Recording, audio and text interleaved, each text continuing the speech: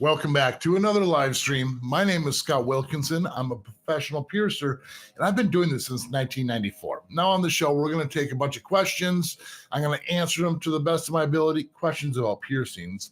And also helping us out here, we have Jared. So here is, say hi to Jared. Hello, everybody. We're glad that you're here. I'm going to be reading the questions from chat and asking Scott. We try to ask every single question, so stay with us. If you ask a question, it might be a minute till we get there, but we try to be as complete as possible. We don't leave anyone out. And you can ask personal questions about Scott too, not just stuff about piercing. Oh, thanks, Jared.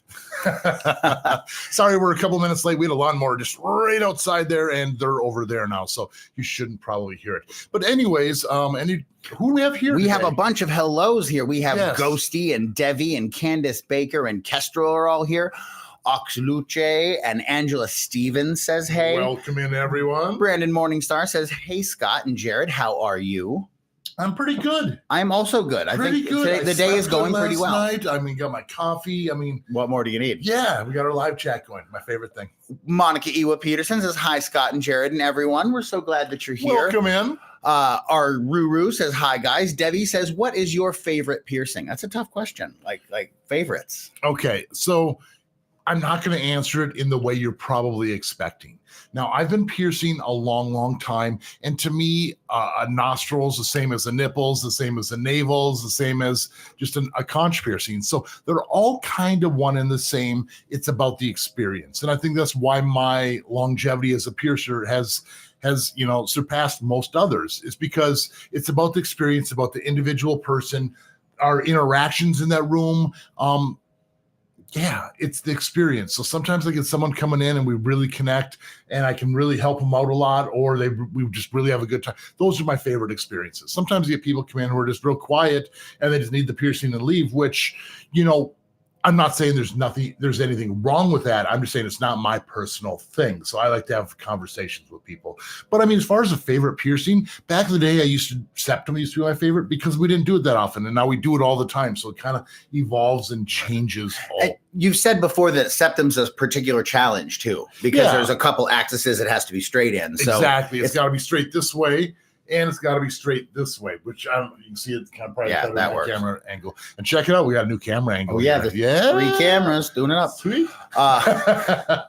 So we have a couple more questions. Itzik Lieber says, yo, Beer Run 6708 wants to know, what is the best way to get rid of piercing bumps on an apodravia? How long does it take? Been doing soaks. So for those of us that don't know, what is an apodravia, Scott? Okay.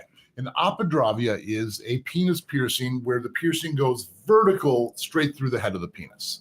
Now, I would have a couple questions. Did you have a Prince Albert first and turn that into the apodravia? What that means is the Prince Albert goes in the bottom, the back of into the base of the back of the head on the bottom and goes in the urethra and out the front. So you'll be wearing a ring in that penis piercing. But sometimes people just take the ring out and use that existing hole and continue up. Now, when mine was done at a slight angle. So it's an angle this way and then an angle back this way, which caused a semi-permanent bump. So if it's not pierced at the same angle, that pressure can cause that bump, and you might just have a little bit of scar tissue there. Otherwise, if you just stretched, sometimes if that bump's not going away, downsize and re-stretch back up. I know it doesn't sound fun, but sometimes that's the answer. If it's being abused and being hurt during sexual activities, this could be the source of the problem too. So you kind of got to figure out where the source of the problem is. If you can get rid of it, maybe downsizing, maybe finding the appropriate jewelry, making sure it fits properly. If it's too loose during an erection, it's going to be moving around and that will cause irritation. It should be tight and snug. Right. I hope that helps you out. Absolutely. Chip Douglas waves. Candace Baker gives us a smile. And City says, just got a 0 gauge punch. Hang on, of course. The screen auto-scrolled. Yes, a 0 gauge conch punch. And the piercer said to clean it 3 to 6 times a day. Is that recommended? I know you've said less is more, so I'm not sure. Because, of course, people do want to listen to their piercer. You have to trust your person. I think less is more in a situation like this. 3 to 6 times a day is excessive, in my opinion, unless you're having problems with it. once to twice a day, keep the crusties off, leave it be. If you get bumps on piercings, it's because of irritation. And if you're cleaning it 6 times a day, each time you clean it, you're irritating a little bit. Granted, you're cleaning it, but you're also irritating it. So if those crusties aren't causing problems, less is more. That's my personal opinion. Also, if you just got it done and you're cleaning a lot, it's probably going to make it continue bleeding. So you might want to back off a little bit there. Yeah, I hate contradicting other piercers what they say, but I think 3 to 6 is a little excessive in my opinion. But then you said like 2. So if she's 2 to 3 is probably not a terrible thing. That way we're kind of listening to the piercer. We're kind of listening to you. Sure. I mean, do the compromise. I mean, if you're cleaning it and it hurts every time you're doing it, you're doing damage. Just keep that in mind. As simple as that. Yeah. Nick says, hey, I have no questions this time, but I'm back for the 3rd time. What's up, Nick? Welcome back. You came back. Brandon Morningstar wants to know, is it normal that I can feel the bar below the skin in my eyebrow piercing? There's no exposed bar or anything, but if you touch it, you feel the bar. Is that normal? Yeah, I feel mine. It kind of depends on your skin. Some people have slightly thicker skin. Some people have slightly thinner skin. I don't know. I felt mine under my skin the whole time. I have the nape of my neck pierced, and it's even a flat bar, surface bar, and I still feel that too. So, and that's pretty well healed and fully established. And so it wouldn't be a sign of rejection. No, it's not. That's just every person's different. It's not a big deal. All right. Savannah says, love all your videos. Will cartilage piercings close up if you take them out overnight? Probably. That's what you should always plan on. So try not to take it out. If you need to, maybe put a retainer in there. The longer you have it, the more likely it is the not likely, but the better the chance of it staying open. Okay. It's still not super high. I mean, I've seen people have cartilage piercings 10, 12 years, and an hour later, they can't get it back in after a doctor's appointment. And we're back there with a taper, in the piercing room trying to reopen the hole. And sometimes they close. Wow. It's crazy. So it all depends on your body and if it's going to seal it up or not. Because the opposite's true, right? There are people that haven't worn a piercing for 10 years and the hole's still there. Yeah, I knew people who've had the piercing, like a nostril piercing for a month. 10 years later, it falls back into place. But other people have the piercing for 10 years and they take it out for an hour and it's gone. It's like, it's not fair, but plan on it closing, so try to keep something in there. Yeah, just in case. Yep. Emily Sakuma says, hi, Scott. Just got my septril pierced a couple weeks ago. Sweet. When can I downsize and when can I put septum jewelry back in under it? Because, septrils are pretty cool. You want to explain that to everyone? Yeah. Okay. So a septral, we got to back up first. A septum piercing is the middle spot in the middle of your nose right in here. So you're going to wear a septum. A septum piercing. Right. So once you have your septum piercing, you need to stretch it up to a large enough size to where we can put a tube on the inside or to be able to pierce from the outside in. So septral, you're going to see just a single bead on the tip or more towards the bottom of the nose. That's typically where they go. And then you have a flat disc on the inside of the septum. Now, once you've had to stretch up to a 2 gauge, maybe a 0, it will start shrinking around that jewelry. So you do want to get jewelry back in there fairly soon. But again, it's listen to your body. Wait until it doesn't hurt. And don't put large gauge jewelry in there. Stack it up there a little bit. Start with some smaller pieces of jewelry. Add a little bit more. It'll stretch back up naturally, but don't force it, because if you put pressure on your septral, it can kind of change the angle of the way it's healing. So baby step. It's kind of tough though, because it's a baby step. You are going to put pressure on the back of the septral, aren't you? A little tiny bit. That's why you want to be gradual. If you had a 2 gauge, you're going to be wearing like maybe 3 16 gauge rings for a week or so. Just, a little bit of weight, a little something to keep it open. But if you put the pressure on there, it causes problems. And how long does Emily wait for that? Is that during the healing process? I don't know. It kind of depends on how much tissue you pierced. Sometimes they're paper thin. Sometimes they're super, super thick. So if it seems healed up after maybe a couple months, you could probably downsize. But I would give it at least a month and a half or 2 months before trying to mess around with that one, because the jewelry does need to be twisted and contorted. It's not as easy to change out as a nostril or cartilage piercing. All right. And very cool, Emily. We are glad to hear about that. That's a super cool piercing. Super rare, super awesome. Nikolai Vinograd says, hey, Scott and Jared, how are you? Love you. I'm great. How are you doing? Love you too. Right. Yeah. Lee Finney says, my guy. Plugsy X says, hey, Scott, as a piercer, what can I claim as a work-related expense when I file taxes? Well, that's an interesting question. It is.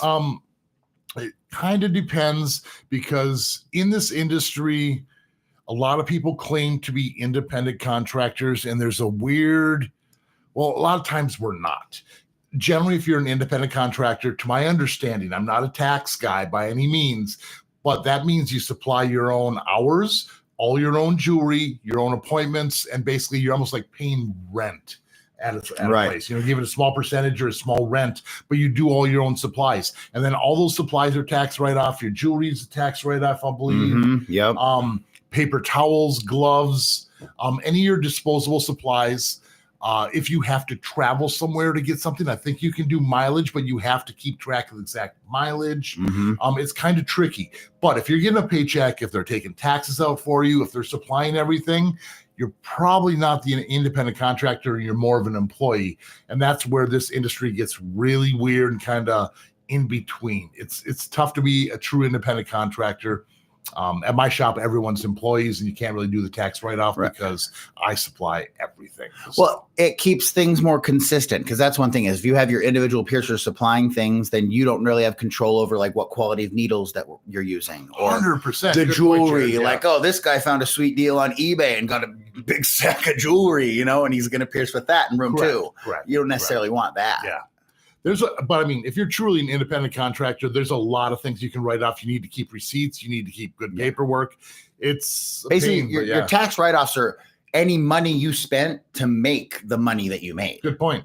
Advertising, your brochures you print off for your aftercare sheets, office equipment. You know what I mean? Like even things like computers and printers, if they're necessary for you to make the money that you make. So you painted your shop, that paint on the walls. All of it. So, but again, this brings up another interesting point. It's worth it to find a local accountant of some sort and have someone who really knows about this stuff help you navigate these complex things, because you don't want to mess with the government. And it takes all the weight off your shoulders. Then it's all on them. It's not on you. That's true. And they're just going to do it right. It works better. And there's a lot of shady people in this industry as far as the taxes and things like that go. So you're better to be on the right side of that little battle when, you know. Right. If anything goes so down. There's a ton of advice that you should take with a grain of salt. What do we know? We're just guys on YouTube. We don't know anything. Debbie says, lol. Lee Finney says, guys. Alyssa Malatrasi says, hey, guys. Hello. Nice to see you, Alessia. Candace Baker, I still have a bump on my industrial, even though you've been helping me for 7 months. Oh, okay. So I've probably said this before, but maybe if you take your industrial bar, the bead off one side, and you pull it out of the one piercing, those two angles should line up. If you take your jewelry out and it automatically wants to tilt, that could be the reason why you're having that bump on your piercing. If that makes any sense. Yeah, like if there's like actual tension. Exactly. Like, so if you're looking at an ear, like this piercing should point exactly to the other side. If you take your jewelry out and it points up, or if it starts pointing down like that, it won't heal because that jewelry is twisting, and that would cause the bump on the upper or lower part. I'm guessing that's what it is. Sometimes we just sleep on our ears. We just keep it irritated the whole time. So maybe you've tried the emu oil. Make sure the bar is not too long or too short. If you're wearing helmets, like motorcycle helmets, things like that, putting pressure on there. Could be hair product.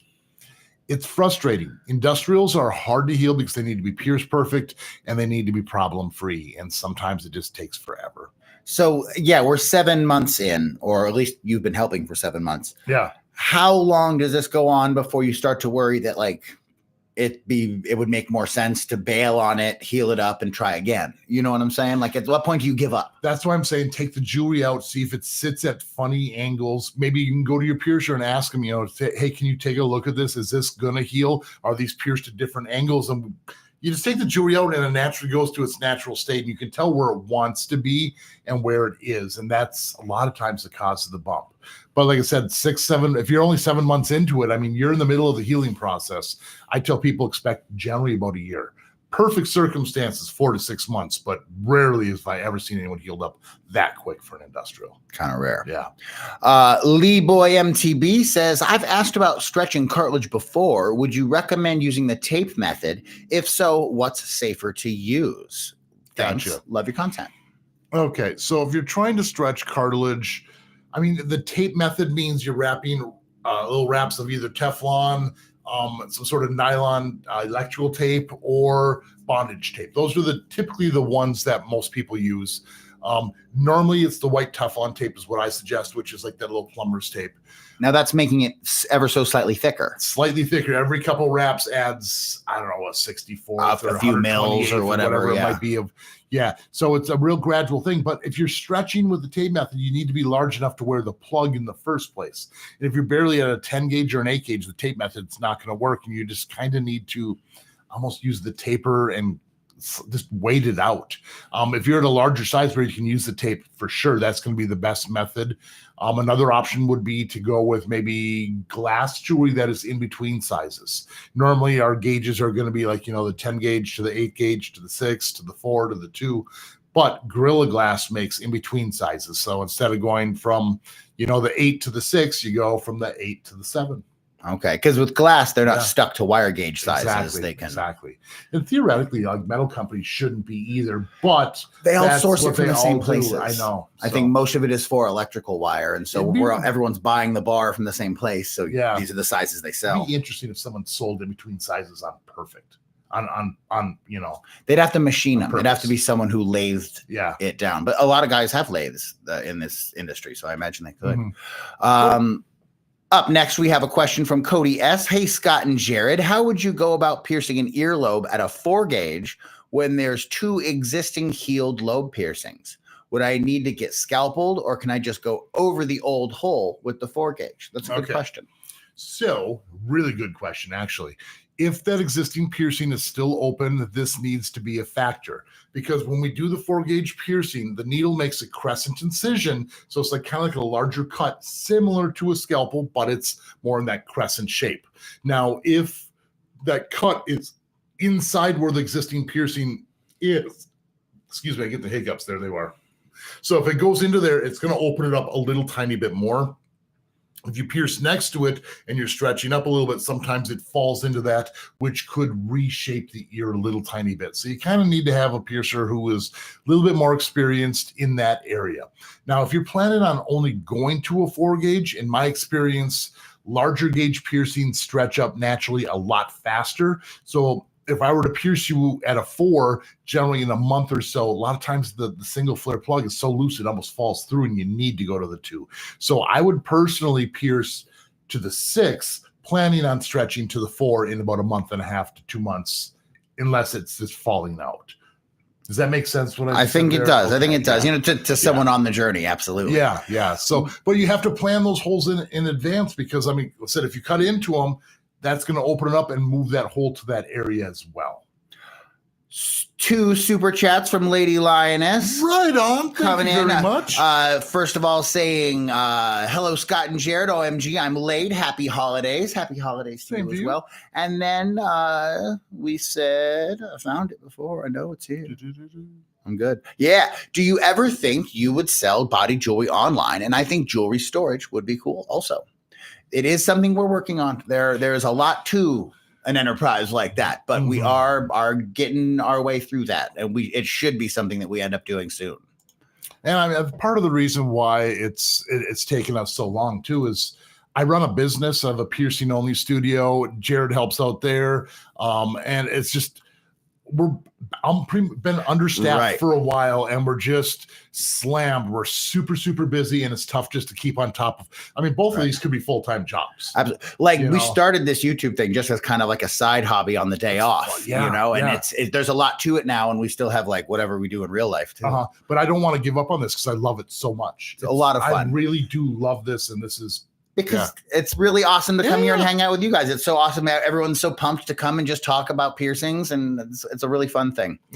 So getting back to the questions, because we have a lot of them. Debbie says, how many piercings will you do in one appointment, and what do you recommend? Okay. I've asked a lot of piercers this, and I personally don't like to do more than 3 piercings in one appointment, with one exception.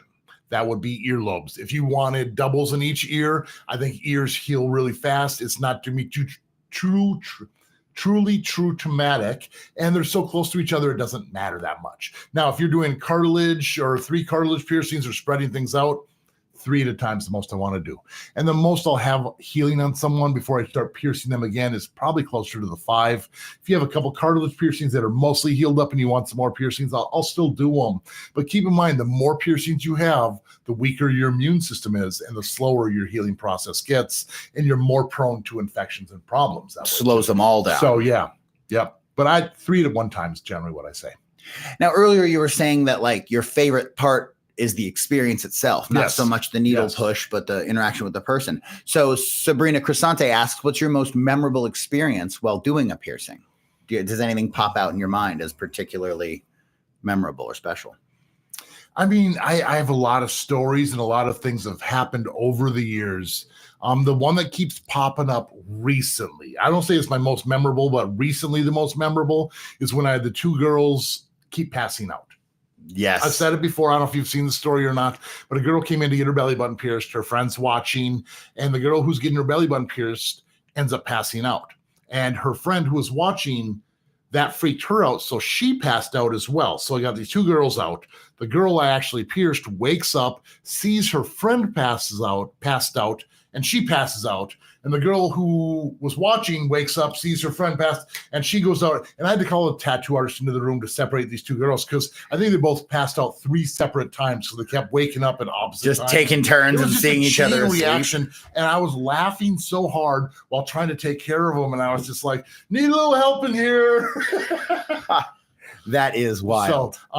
That's more like a crazy story, not more like of a crazy, yeah. Like I know you've told me stories about like you like meeting people who have interesting jobs or people who come from other countries and visit. It's all the above, yeah. And like that's the great thing about being in Vegas. I just get to meet so many different people.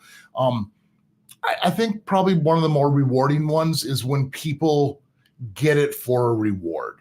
I've lost 100 pounds. I'm getting this piercing. I got my new job. I'm getting this piercing. I've graduated. And I feel like they mean more at that moment in time. Or maybe it's more visibly more meaning to them. And that's what I like so much about it. Feeling that they feel an emotion about it. You get to ride that too. Specific moment right now, I can't think of anything off the top of my head, but I can think of a lot of things like that. Yeah. Very fun.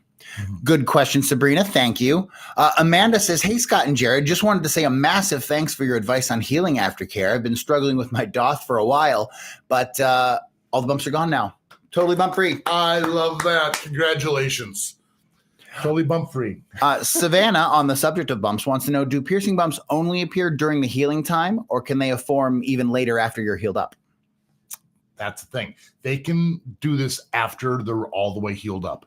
If you had a navel piercing, for instance, and it was like 3-4 years, and you got a soccer ball hit you real hard in the belly button, and that's going to upset it, irritate it, and the body automatically starts building up that scar tissue to protect it from that type of damage it can take. So a lot of times piercing bumps can happen afterwards, and that could also cause a piercing to reject after many, many years too. It's kind of the same thing. So yeah, you always need to protect and be safe with your piercings. And I think that's why a lot of sports say, take them out. It doesn't matter how long you have it. It's still damage can be done. Yes. And that I've heard a case like someone will have a piercing for years, maybe decades. And then like they catch a towel or hit it real hard. Correct, and it rejects. It comes all the way out. Way less likely. You're more likely to get it during the healing stages, but it's still possible throughout the whole life. Beth Con Sugar says, almost 8-month-old helix. I have what looks like a small blister. When I changed the jewelry a couple weeks ago, leaving it alone for now, should I go see a piercer or is this normal? So this tiny blister, is this what we're talking about when we say bump? Okay. So if it looks like a blister, I'm guessing it looks like a blood blister and it's almost like soft with fluid on the inside. Sometimes if we change our piercings, you might have pulled something inside. And I think our body kind of creates like that blister or that cyst around it, and it's slowly pushing it out. A lot of times that blister gets a little bigger, and then all of a sudden it's going to pop, and then you think you're done with it, and it's probably going to show up again, and it'll pop again. And in my experience, you see that blister 3 times. I don't know why. If anyone else generally has had different numbers than me, you let me know in the comments here. But those blister type bumps come and go, come and go, come and go. And after the third time, they're generally gone. I think it's because the body like pops, it doesn't get all the way out, has to reform and does it. Just try to push it out like a splinter or something. Yeah. So it does happen. Warm compresses can really help keep it clean. Try not to pop it because you're just gonna. That's what I was gonna say. You said like it pops, like don't leave it alone. Don't do that. I imagine if it never popped and it doesn't get bumped and it does its natural course, it probably wouldn't come back. But being it's on the ear, we probably bump and hit it all the time, causing it to. Especially if there's still your jewelry in there because it's every time it moves. Yeah. Monica Ewa Peterson, leave a thumbs up for Scott and Jared, guys. Appreciate that. Yes. If you haven't hit that subscribe too, make sure you're subscribed. You know, like I said, we just added a third camera here. I don't know if you guys can tell, but I love this new camera angle. But for me, it's really weird to get used to because there's no red lights on the top, and I'm like looking back and forth. Oh, you don't know where to look. I have to look. You have a monitor. Don't fake them out. Yeah, this is professional in here. But He's a monitor. We need more red lights, Jared. More red lights. I'll put it on the list. Seven has a question. Sure. A question. I got my belly button pierced, but it came out. Oh. I want to get it re-pierced for the third time. Would you recommend it or no? Yes. Well, tell us about what if it came out meant rejection. That's just what I was going to talk about. Now, if you have a piercing and the skin gets less and less and less until the body pushes it all the way out, that's a rejected piercing, and the chance of it doing it again are extremely high, and it's probably going to do the same thing over and over. Now, if you got your belly button pierced, the bead came unthreaded, and the jewelry just fell out, then you can totally get re-pierced, and it's not a big deal. But if you have a huge scar, like a big slit on the front of your belly button, and you can see the scar, it's just going to follow that same path. That scar tissue is not as strong as your normal skin, which is weird. You'd think harder would be tougher, but it's actually weaker. Let's say like 75 or 80% as strong as your normal skin. Wow. And that can happen on an eyebrow too. That can happen in a lot of places. You see it all the time, especially eyebrows. You know how you see like that spot where the skin doesn't grow and it's a lighter. There's no hair. Yeah. Yeah, that's what I'm talking about. If your belly button, if it did that, where you have that big scar like that, it's just going to do it again. Candace Baker says, also, thank you so much for your help. You're very welcome. Yeah, absolutely. Glad to help. We love you, Lady Lioness. Always coming here and helping us share the word. Not late. You're here right on time. Exactly. Yeah. Cruelty-free, bunt, go. How likely are brow piercings in the center of brows to reject? So does the placement on the brow affect it? It has to do with your anatomy more than the placement. Some people can't get any eyebrow piercings because it's like they almost have like that bone where it's like it'll be pressing up against the bone. You need to have a loose enough tissue. And like I have I can even get my inner eyebrows pierced without putting pressure on there. But some people can't. So it kind of depends on how close that skin is and how tight it is up against the skull. I don't think they're any more likely to reject. I think they're about the same. If you're a candidate, that should be good. I've had a dozen eyebrow piercings, maybe more now on each side, and half the times have rejected, but I don't think there's any difference from inner to the outer. And by rejected, you caught them early, right? You didn't let them come all the way out. Yeah, that's why I don't have a big scar on there. It's like if it seems like the bar is getting longer, it's like, take it out, start over. Just let it heal up. You get to get pierced again. Rather than have the stripe in your eyebrow. Which are cool looking sometimes. Up next, we have a question from Christiana Azevedo. Sure. I'm trying. I was wondering where to get jewelry. I have a flat piercing and also how long to wait before changing jewelry. Okay, flat piercings, it is essential to downsize to a shorter post. If you have a long antenna, the jewelry's moving back and forth, those things migrate and change their angle so quick. It's not fair. So typically I tell people a month, maybe month and a half, if you have that bar sticking out. If you're still swollen, you definitely want to wait longer, but that's one of the quicker downsized ones I will suggest, except for oral piercings, which are generally within a couple weeks to maybe a month or so. But yeah, that flat piercing, downsize to the shorter post. They're asking where to get jewelry too. Yeah, if you have any recommendations. I don't know where they're from, but find a good quality piercer. They're going to have the right stuff in there for you. They're going to make sure it's the right metal, the right size, all of the above. If you order stuff online, I don't know. There's a lot of liars on the internet. It's tough to know exactly what you're getting. That's the hard time with online. Like, it's steel, but it looks pink, and it's a 1/4 inch, and it looks like it's a 1/2 inch to me. And so you got to be careful where you get your jewelry. Up next, a question from Will Jones. Hey, Will. So the way you can train piercings to stay open? Can that be done indefinitely further? Like, can I train my nostril to stay open for weeks at a time? I doubt it. It's either going to stay open or stay closed. I mean, I don't know what piercings you're talking about where you can train them to stay open. Earlobes typically stay open. Septums do pretty well too. And occasionally a tongue stays open. As far as other piercings, it's rolling the dice. Now, what if you stretched and then went back down? Like if I went up all the way to a 10, could I be pretty sure I'd always have a hole? My biopsy punch on my helix up here is a 0 gauge. It was punched right to a 0, and that's all I've ever worn is a 0. If I take that jewelry out a week later, it hurts getting back in because it shrunk. And I've even removed the tissue. I've had this done since mid-90s. Wow. A long time, maybe even early 90s. Yeah. And it doesn't give you trouble either when you leave it alone. No, it's super clean. But I mean, like I said, if I take it out for 2 weeks, it's like I got to put a 2 gauge in there first. Work your way back up to the 0. So it's even something that big isn't guaranteed to stay wide open. Some people, their cartilage comes out and goes right back in. You don't know. Sabrina Cristiante says, hey, Scott, I was wondering your thoughts on a piercing I have. I've had my nose piercing done for 4 years, and it seems like it's never properly healed. So what are your thoughts on a 4-year-old piercing that still just gives you trouble? Are you wearing the same jewelry? Maybe change up the jewelry, go a little longer, a little shorter, maybe stretch it up or shrink it up depending on what you need to do. Sometimes too thin of a wire in there is really uncomfortable. I know a lot of people buy jewelry on Etsy and they'll get like sterling silver and get the wrong metals where it just keeps it upset the whole time. So that could be it too.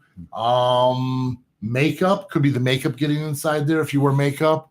If you're catching towels on it every day, it'll never ever get better until you stop irritating it. So I guess that's my opinion. I mean, do you still get crusties on there? Because if you don't get crusties, you're probably healed up. Some people also heal up with just a little excessive scarring on there, so it looks a little bit more red around there. So you might just have scar tissue on there. Right. It depends on depends on what Sabrina means by not properly healed. Yeah. Does it still hurt, or does it just like look not like you want it to look? If you can clarify a little bit, we can probably specify a bit more. Chip Douglas, it's tough to answer this, but it's just an aesthetic thing. You can flip a coin. I have both nostrils pierced. Should I get my eyebrows pierced or a mantis piercing next? What do you think, Scott? You said both nostrils? He has both nostrils. Do we want eyebrows to match the nostrils, or do we want mantis to match the nostrils? Eyebrows. I'm just pulling something out of thin air. It's like I'm feeling eyebrows. That's what Scott has spoken. You asked for an answer, and the answer's been given. Chip Eyebrows. Douglas should invest in eyebrows. Cody S says, I called your shop the other day and was so disappointed you don't do coin slots, frowny face. Do you have any recommendations on who I should go to? I am in Idaho. I don't know anyone who lives in Idaho who does body mods. Find a body modification artist you like online. Follow them. A lot of times these guys travel to all the different places. I know in Vegas, there's a lot of body modification artists who come through here and could do something like that for you. I think Steve Truitt does come by here once in a while. Yeah, if you've seen our video on coin slots, you'll see Steve Truitt. And the reason why I don't do them is because I'm a body piercer. I'm not a body modification artist. There's a difference. Like body piercers only use the needles. We do the basics. I don't deal with any scalpels, biopsy punches, anything like that. So that's what it is. And there's nothing wrong with it other than the fact that it's illegal here. So that's why a lot of it's underground, but I'm a body piercer. That's a big part of it, is it exists in kind of a legal gray area. Depending on the state, there might be places where that's totally cool. There might be places where it's highly illegal. And so it kind of exists in a weird place. You're not going to find someone in the yellow pages, probably. Correct. Coming up next, we have Abigail Leiber saying, how long do you recommend waiting to flip a septum up after getting it pierced? I personally think right away. Now, there's a lot of controversy back and forth with this. I will pierce people with a circular barbell, and I'll open it up just wide enough so when you tilt your head back and you pull your upper lip down like this, it actually thins out your septum. So I figured out how thick that septum is. I make the beads exactly that wide so it flips up. And when you do the piercing, if you're not hitting cartilage and you're going through that thin mucous membrane, it's really thin. So adding the curve up to down doesn't affect how that fistula or that tube of scar tissue heals. If you pierce through the cartilage and it's thick and you're flipping that up and down, that will totally affect it and that'll cause bumps. So if it was pierced properly, you should be able to flip it up right away. Now, my other opinion is the more it's up during the healing process, I feel it heals much, much better because it's going through that thin mucous membrane and you're constantly pulling crusties through. When the jewelry's up and the beads are nice and snug up there, it can't move around and you're not pulling the crusties through. So that's my opinion. So Abigail, he recommends that you flip it up right now. With clean hands. With clean hands. Wash your hands, then flip it up. Of Clean course. hands, I should have known, man. I could have said that. It's Tech Lieber says, can you explain why my earlobe piercing hurts more than the cartilage ones? That's kind of a rare opinion, isn't it? No. No? It can happen. If you don't get the right amount of sleep, if you haven't eaten in a long time, so you don't have the energy to deal with it. If you went to a different piercer, one's using good needles, the other one's using bad needles. Not bad as far as dirty, but there's different sharpnesses and slicknesses to a lot of these needles. So there's a lot of factors. Even stress in your system can be a factor in how you take that piercing. So that's probably why. Day to day, it's different. I can pierce 10 people in a row, do all the exact same piercing, and they're all going to tell you it hurts differently. Right. It is a really subjective kind of thing. It depends on the person and how you're feeling. Yeah. Try a little experiment. See if this works here. Like, let us know in the comments by a number on a scale of 1 to 10. If you stubbed your little toe on your foot, how bad does that hurt? 1 being nothing, 10 being the worst thing ever. Right. You know, we're going to see numbers all over the place. Because Some different people say 3, some people say 10, some people say 7. You know, how can it be that different if everyone hits it the same way? It's true. Because we didn't and we all feel it different. That's fun. Yeah. So let us know in the comments. Scale of 1 to 10. What do you think? We'll get to that in a while. Yeah. Ursula's odds and sods. We've actually been working our way through uneven ears. You know what I mean? Like one stretches more than the other. That's some questions we've been working through. Well, they finally caught up together in size at a size 00. Your advice and suggestions have been really helpful during my stretching journey. Congratulations. Goal size is still 9/16. Totally excited for the rest of the journey. It's crazy when one stretches faster than the other, and just like the little tips that can help speed that one up or get it back to normal. Yeah, like when I was stretching, once in a while one was bigger than the other, and that's what I did to save money. It's like I'd stretch this year and then buy one plug and then bring it over to this one, get the next one, and just kept swapping, but I couldn't do it after a while. I'm symmetrical and balanced. And that's just what you prefer. Yeah. Brandon Morningstar says you guys should totally do a video with your other piercer, Kelsey, because you did recently bring another piercer into the shop, correct? Yeah. Yeah, we'll totally do that. I'll bring her in and we'll figure out what we're going to. Right. We can't do the live streams because now we have a different spot where we record, and she's actually piercing right now. So someone's got to hold down the fort. Right. If he's here, somebody else is poking the holes. But I will get her on the show. I think I've talked to her about it. She's excited to get on here. So we'll bring her on. Be fun to do an interview. Maybe have you guys talk about some stuff that she has done in her experience. It's kind of fun. 100%. All right. Ursula's odds and sods says, is it okay to keep wooden goal size plugs in their sealed baggies, or should I be oiling them up while I'm waiting to reach that size? So you went and you bought these in advance. We have a goal size. We know what we want and we buy them. Are they going to deteriorate, or are they safe in the baggie? The bag and they're like airtight, I doubt they're going to dry out. They have a lot of oil and beeswax or something like that on the outside of it. So it should be protected. But if you look at it and it looks dry, take them out and oil them up. Right. It's not going to hurt. But I mean, honestly, oil them up once real good and then put them away in the baggie to wait for. Yeah, absolutely. So yeah, you if you want to, you can. I know I've never been able to keep things in the bag the whole time until I got to my goal size. I had to take it out and kind of hold it up and touch it. Play around. Yeah. But yeah, oil it up if you need to, but it should be fine. All right. Astrid Posey says, second time at Alive. Love your advice and my lobes are healing so well. My girlfriend's industrial's doing well too. Question for her though, healing time with type 1 diabetes. Does that affect healing time? Is that something you know about? A little bit. You're going to want to probably talk to your doctor, and then the piercings really vary too because there's so many different healing times. Cartilage takes a lot longer to heal up because there's not as much blood flow to the area. And if you're already a type 1, you know, the healing process might be slowed down a little bit. I have talked to some people where they've talked to their doctors and they've gotten on certain antibiotics or some sort of extra pill that the doctor puts them on to boost up their immune system to heal the piercing. So sometimes doctors are fully on board and will help out too. So, okay. But but like I said, it depends on what it is. If they're earlobes and they take 6 to 8 weeks, and maybe it takes, 8 to 12 weeks instead, it's not the end of the world. But if you're spending like a year and a half to heal up an industrial, and you have the diabetes, and now it's going to be like 3 years, it's like, oh, that could be a problem. Could be something not worth it. So talk to your doctor about it, see what they say, and sometimes they will actually help out, get you on. I want to say antibiotics. I don't know if that's right or not, but yeah. Up next, we have a question from Aka Jazz Poo, and you're not going to like this. Okay. I'm not sure Aka was treated right. I got my navel pierced a few months ago. She used a curved needle. It was fine initially, but it swelled up so much that the top hole swallowed the ball of the piercing. She replaced it with a straight bar. Is that okay? No. No. You always need a curved barbell in a navel piercing. And it's not even just a regular curve, is it? Isn't it a special J curve or something? Or is it a regular curved barbell would work? A regular curved barbell works just fine. I want to show you guys something here. I got a dry erase board we're going to draw on here real quick. About curved needles and straight needles, there's always a lot of misconception. Okay. So now when we're looking at needles here, see if I can hold it one on each side here. So you got your curved needle. The thing is the piercing is only done from here to here. You can't even see that. Yeah, you can. I can anyway. There we go. There we go.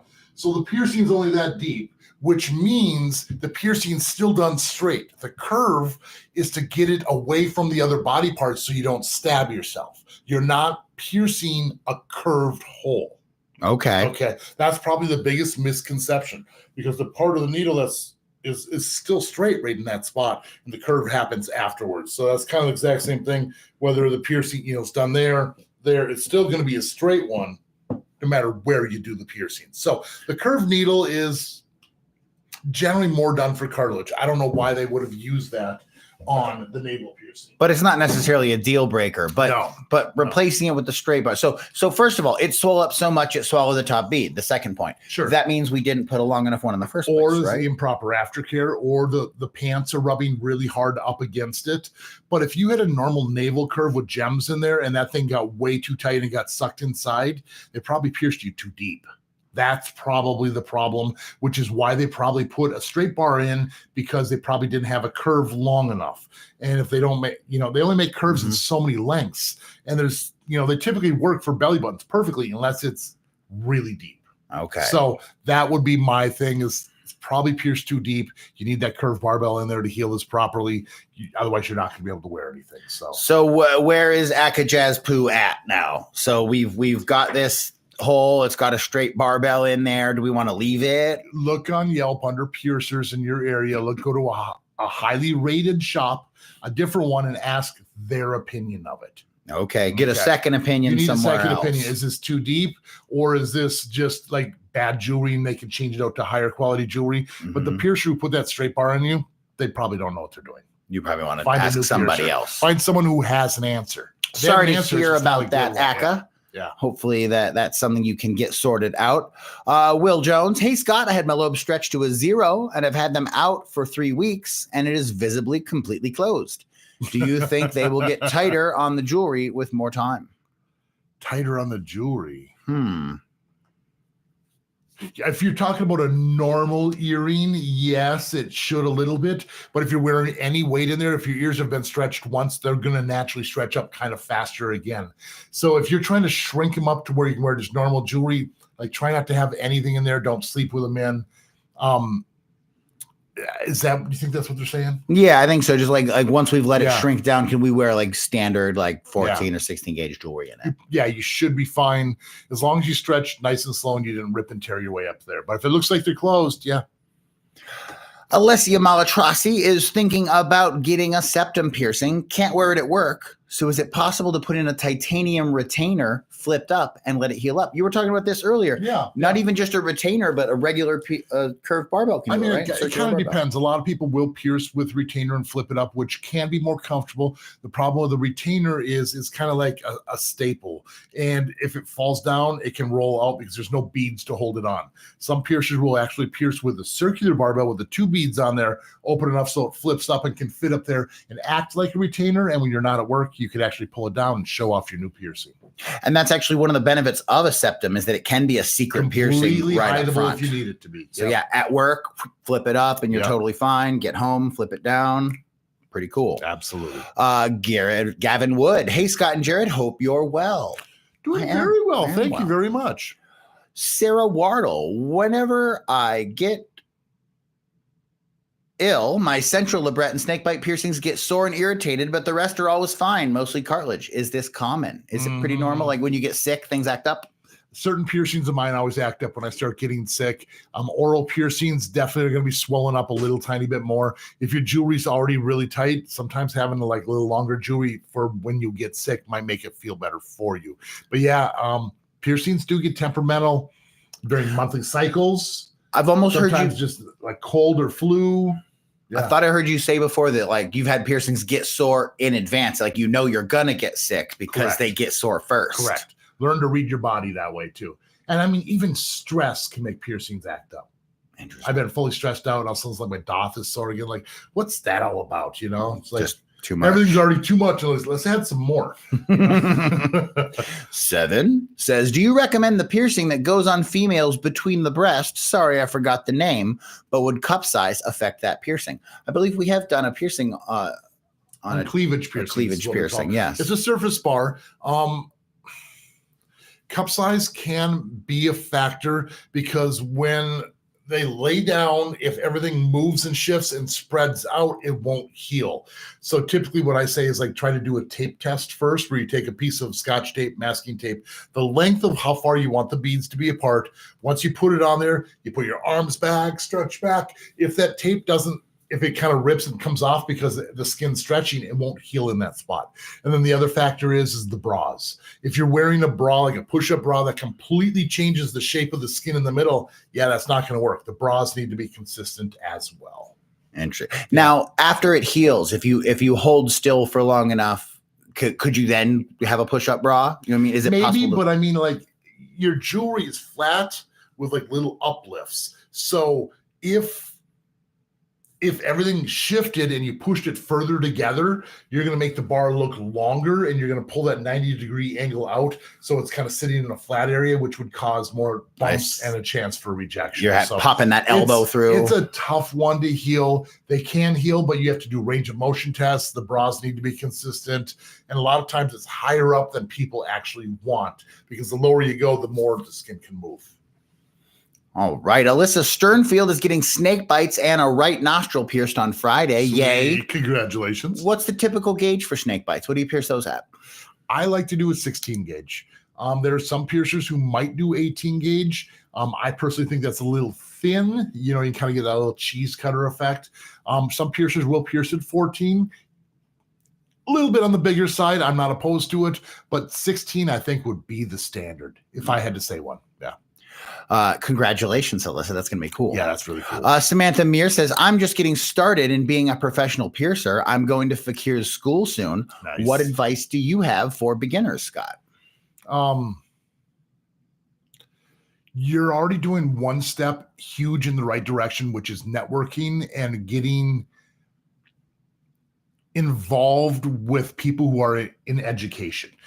If you continue your education, you keep learning and you keep striving to be the best you can and never stop at that, that's how you're going to succeed in this industry. So you're doing a great job. The Fakir School is not an apprenticeship. It's just kind of teaching fundamentals and basics. Hopefully you already have an apprenticeship or have something lined up because you will need to continue before you actually do the piercing.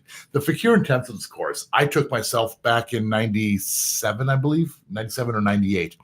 And you're sitting around with a bunch of really knowledgeable teachers and you're right around your peers. And it's like round tables. You sit down and you discuss things. They show proper techniques.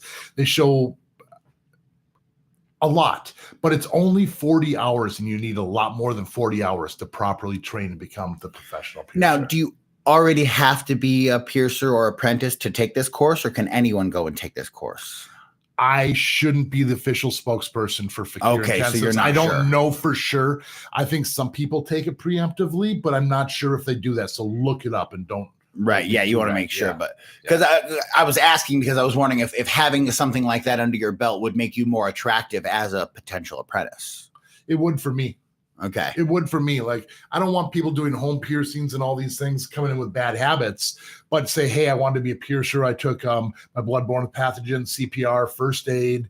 I've taken a couple of these courses, like the Fakir Intensives. I've taken some anatomy classes. I'm like, that would all be very impressive. Serious. Yeah. And that's all good knowledge. So I don't have to untrain. Very cool. So hopefully, Samantha, that gets you poked off in the correct direction. And congratulations on a very rewarding career. For real. That's really, really awesome. Gavin Wood says, my question is, I've recently got my septum pierced and was told just to use bottled water to soak it to aid in the healing. Is this true? And what else can I use? I like using wound wash spray, which is sterile saline solution. Neomed is my personal favorite, the fine mist, and that way you can kind of just squirt both sides. Your body's made of salt water, that's saline. This is pre-mixed, sterile in the lab, so you just spray and wipe off crusties. Now, I personally don't believe any of the chemicals do the healing for us. Only we heal our piercings. We're doing preventive maintenance, which is getting rid of crusties, trying to prevent problems from happening, keeping the area clean, keeping the crusties off. So that's what I like. Bottled water, yeah, it's better than the tap water. And I know back in the day, we used to say sea salt soaks, which we'd use bottled water mixed with salt. But if you don't mix the salt, it causes more problems. And it has to be non-iodized fine-grained sea salt. So it's not bad. I personally prefer the wound wash spray, though. Allie Mae wants to know, we have a healed helix piercing, or at least it's almost healed. Okay. We've had it for a little while. It's not irritated. Should I get double lobes, or do you recommend waiting for that first one to be totally healed first? You should be totally fine with that. I mean, cartilage takes a long, long time. I don't like to have more than like 4 to 5 piercings healing at once. And if it's mostly healed, not very problematic, it's not going to cause any more problems. So, Agnes Crisera says, hello, I'm planning on getting both my eyebrows pierced symmetrically soon. I was wondering, is it best to pierce them at the same time, or could I pierce one and then the other sometime later? I think the factor would be sleeping. You know, I had both mine done at the same time. It wasn't that bad. But if you're a face sleeper only on one side, you know, maybe it is better to get one side and then move over to the other. But I'm a tosser and turner, and I was able to heal mine up. I get both mine done at the same time. Up next, we have a question from Short and Sassy 68, who says, I'll be heading back to Vegas from Albuquerque for another piercing. Nice. Question, are you able to change out my jewelry to another piece? I was pierced twice, separate jewelry for an orbital. Yeah, we should be able to do that for you. I personally like to do orbitals with the ring right away. Kind of depends on how long you've had your piercing, because it's a lot of times they stay swollen the whole time.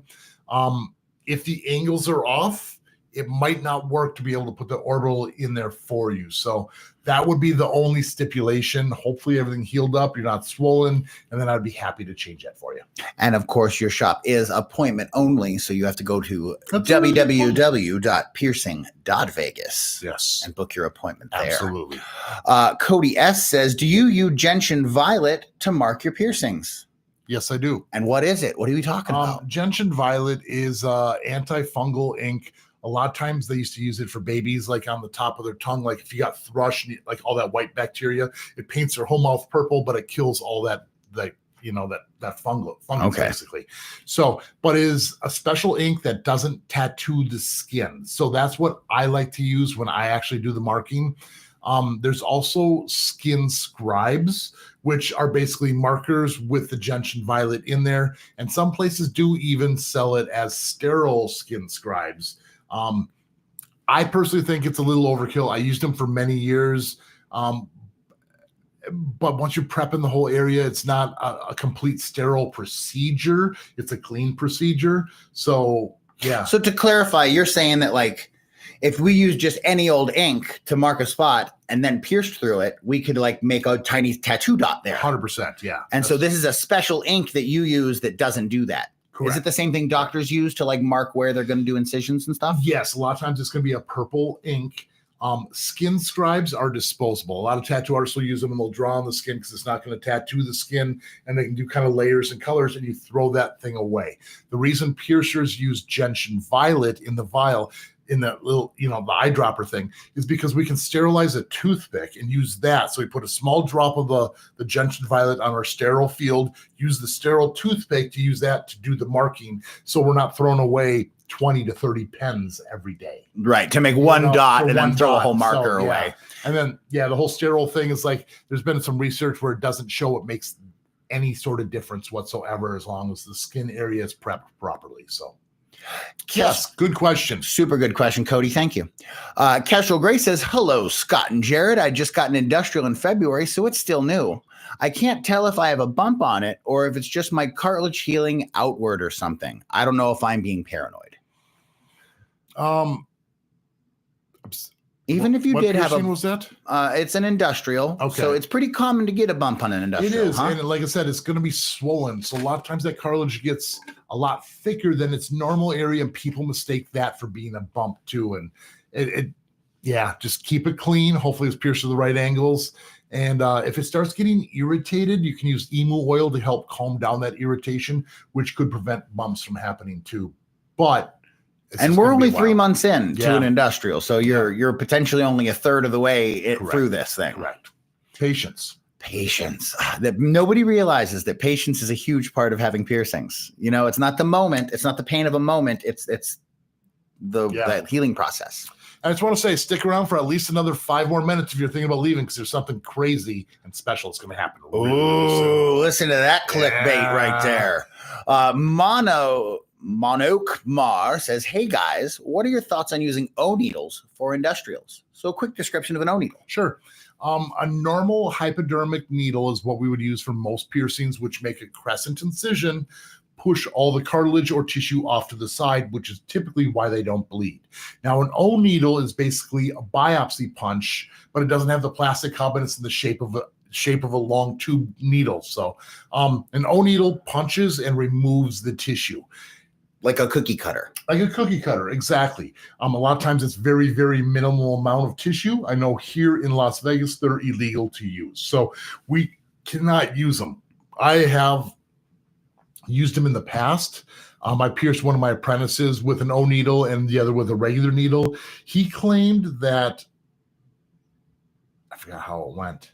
The O needle hurt more, but the piercing needle healed better, which is completely opposite of what I thought he was going to say, because the O needle should heal better because there's less pressure. Correct. Because you're removing the tissue, but it didn't. But it could be the side he sleeps on. It could be, there's a lot of other factors. It wasn't exactly science. Yeah, that's my 2 cents. I only use needles. I don't use the O needles. Right.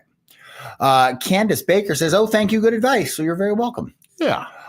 Will Jones. Scott, what are your thoughts on piercers doing more advanced body work, such as large gauge punches, scalpeling, cutting off bumps, etc.? I know it's illegal in Ireland, but I know it's still done. Correct. I mean, a lot of things are done under the table. If you're a qualified and trained body modification artist, I say yay. If you're a body piercer and you think that cutting off a bump is a good idea, you need to reevaluate what you're doing. I don't think cutting bumps off is generally a good idea in any way, shape, or form. A lot of times the bumps are there for a reason. If it needs to be removed, again, talk to a body modification artist who is skilled in the ways of scalpels, lidocaine, sutures, the things that need to be done. And then, piercers shouldn't be doing that kind of stuff, in my opinion. Now, large gauge lobe piercings, not a big deal. Punching and removing tissue, that's a permanent mod. So is that a part of what makes it different in your mind, is the permanence of it? No, because piercings can be semi-permanent. It's crossing the line of legalities, because a lot of times body mods is removing tissue and piercings don't remove tissue. And I think that's where it's kind of like the whole practicing medicine without a license. there's laws saying you can and can't do certain things. 99% of the mods are illegal as opposed to body piercing. So if you just care about the law, then if you lived in a state that didn't care, would you be cool with it? Like if the state that say doesn't have body art rules and just lets piercers I wish do I what they could say want? yes, but there's a lot of people who just jump in without proper training and just do stuff. Mhm. Even though you're a piercer, doesn't make you a body modification artist if you just start doing it. You still need an apprenticeship and someone to teach you the right thing. That's probably a Because harder dangers apprenticeship involved to with get. like lidocaine and things like that. I've heard it's insane. It's Yeah. insane the damage you can really do to someone. I mean, lawsuits and just Right. it's dangerous. So Scott says no. Yeah. No, Will, don't do it. All right. Coming up. But you're right. It is still done underground. And if you're going to get it done, find someone who really does know what they're doing. Some experience. Yeah. It's the same thing you want in like a surgeon. You want the guy that's done the most, or the guy or gal who has done the most surgeries. you know? Correct. Just because you're a doctor doesn't mean you're a surgeon. Good point. Good Yeah. point. Specialization. Hebby Tam says, OMG, I'm so happy to see you on a live. So lucky I'm on my lunch break. I have a question. Will piercing bumps on cartilage go away on their own eventually if I just leave them alone? A lot of times, if you're the source of the problem, like you're constantly bumping it, hitting it, things like that, yes, the bumps will go away. If it was pierced at a weird angle or the jewelry's wrong, it won't go away. Sometimes if you've had the bump for a year plus, a lot of times it just kind of establishes and stays there until the jewelry comes completely out. So don't just ignore a bump for too long. Correct. Okay. Interesting. City says, I'm digging the Clutch shirt, my man. You a big music guy? And if so, what are you into? Talk about it, Scott. Clutch. Oh, there it is. Probably my favorite band of all time. I've seen them close to 20 times. They're just going on tour again. I love that. I'm a big music guy. I love all styles of music. I'm mainly a rock guy. I've seen a lot of live shows. Love music. Yeah, a lot of live shows. Yes. I've never been to nearly as many shows as this guy, though. It's just, it's the list. I grew up in the 90s. That's all we did control. every weekend. So I think it's about that time, Jared. Oh, so what's your big announcement, Scott? Tell us what's going on. Well, you guys might have heard before that we hit 100,000 subscribers, but we got something in the mail. Got some mail. Open up. Mail from the official YouTube. I think we kind of know what this is, but I'm super excited. I've been it's been in the package for almost a week now, waiting to do this. So trusty old pocket knife that doesn't go in my pocket; it goes in the drawer. And one more. I'll cut myself on live. That'd be funny. Wow. There it is. And fancy packaging. Jared, if you don't mind. There it is, people. All because you guys have helped support us. And we've come this whole way. I finally got my silver play button here. So exciting, so cool. That is cool. Reflections. You can kind of see the background if I count turning, see the cameras and stuff. See, and there's the monitor you said you didn't have. You're giving it away. So, yeah, Jared. All right. So we have. Thank you to you too, because I mean, this is a huge part of you. Thank you very much. We got it, guys. Something new to go on our wall. Some 100,000 subscribers. Just how far have you come? If each of your subscribers were a light year, they could take you from one side of the Milky Way to the other. That's far. That's why today we're so excited to celebrate your special YouTube journey with you. Not only have you brought a unique voice and style to the world, you've also created valuable connections and have built a community along the way. In that spirit, YouTube is proud to present you with the Silver Creator Award, which celebrates your hard work and incredible achievement. Congratulations on this amazing milestone, just one of many that we hope will follow in the future. After all, there are countless others out there who have yet to discover your passion and dedication, whether they come to your channel to learn something new or just for a laugh. A whole new audience is waiting for you to inspire them, just as your growing community continues to inspire you. We can't wait to see what you'll do next, and we'll be with you every step of the way. Yours sincerely, Susan, the YouTube Wojcicki, I don't know, but it's so good on all those. Actual pen signature though. That's pretty fancy. So again, thank you everyone. Thank you for being a part of our channel. We're not done. We're just beginning. Yes, thank you everyone. It's actually you are the 100,000. So thank you. I have to mount that right up there. That's a good spot for it. That's what people do. Getting back to the reason we are all here, which are questions about piercing. Brian Long says, I got several Hafada piercings here in Baltimore at the end of February, and I love them. Would 3.5 months be long enough of a healing time to get additional similar piercings done when I come to Vegas in June? Yeah, it should be fine. Generally, Hafadas are scrotal piercings, so they typically heal really, really fast. As long as you're pretty well healed up and you're looking to get some more of them, yeah, totally. I'd be happy to do that. That'd be great. Remember, make an appointment. We generally book out a couple days in advance, so get the appointment time you want, and I'd be happy to put some holes in you. Very fun. Raw RXP3 says, is buying cheap piercings online bad? I assume we're talking about jewelry. What are some of the downfalls of buying cheap jewelry online? Like, why can't I just go to eBay and get the cheapest stuff ever? Okay, so one thing people have is metal allergies. Okay. Sometimes, most of the time it's nickel. It gets into your bloodstream, and pretty soon, like the snaps on your jeans, belt buckles, all those can cause rashes and reactions. Even surgical stainless steel has a little tiny bit of nickel in there. Now, when you're buying cheaper jewelry has a way higher content of this nickel or other dangerous metals, which are not supposed to be in body jewelry. Because when you're buying stuff online, a lot of people don't check what they actually claim to be sold. Now, when you're buying from piercers and shops like mine, we get mil spec sheets, which is basically like a recipe sheet. And when I start ordering from these companies, I make sure that there's nothing bad inside there. And it just goes to prove what I'm putting in your body is safe. If you order from cheapbodyjewelry.com or whatever it might be. I just made it funny if that's real. If it's real, it probably is. You don't know what you're getting. They'll claim, oh, it's surgical stainless, which is a weird blanket term that doesn't mean anything. You know, because there's so many different grades of stainless. We need to use 316 LVM, 316L, and those are the only grades of stainless you should be wearing. But there's like the knife I had out earlier, I think it's probably 303 stainless, and there's other, and they have more nickel and more chances for problems. The other thing you're gonna be dealing with is low-end polishes, which is crusties are going to stick to it. It's not going to be smooth in the body, more likely to rip and tear the tissue. The threadings aren't going to be good. It's going to rip and tear as it gets through there. Gems are going to fall out. It's going to change colors. It's probably painted on there. I could keep going on. So buy from a quality body piercer.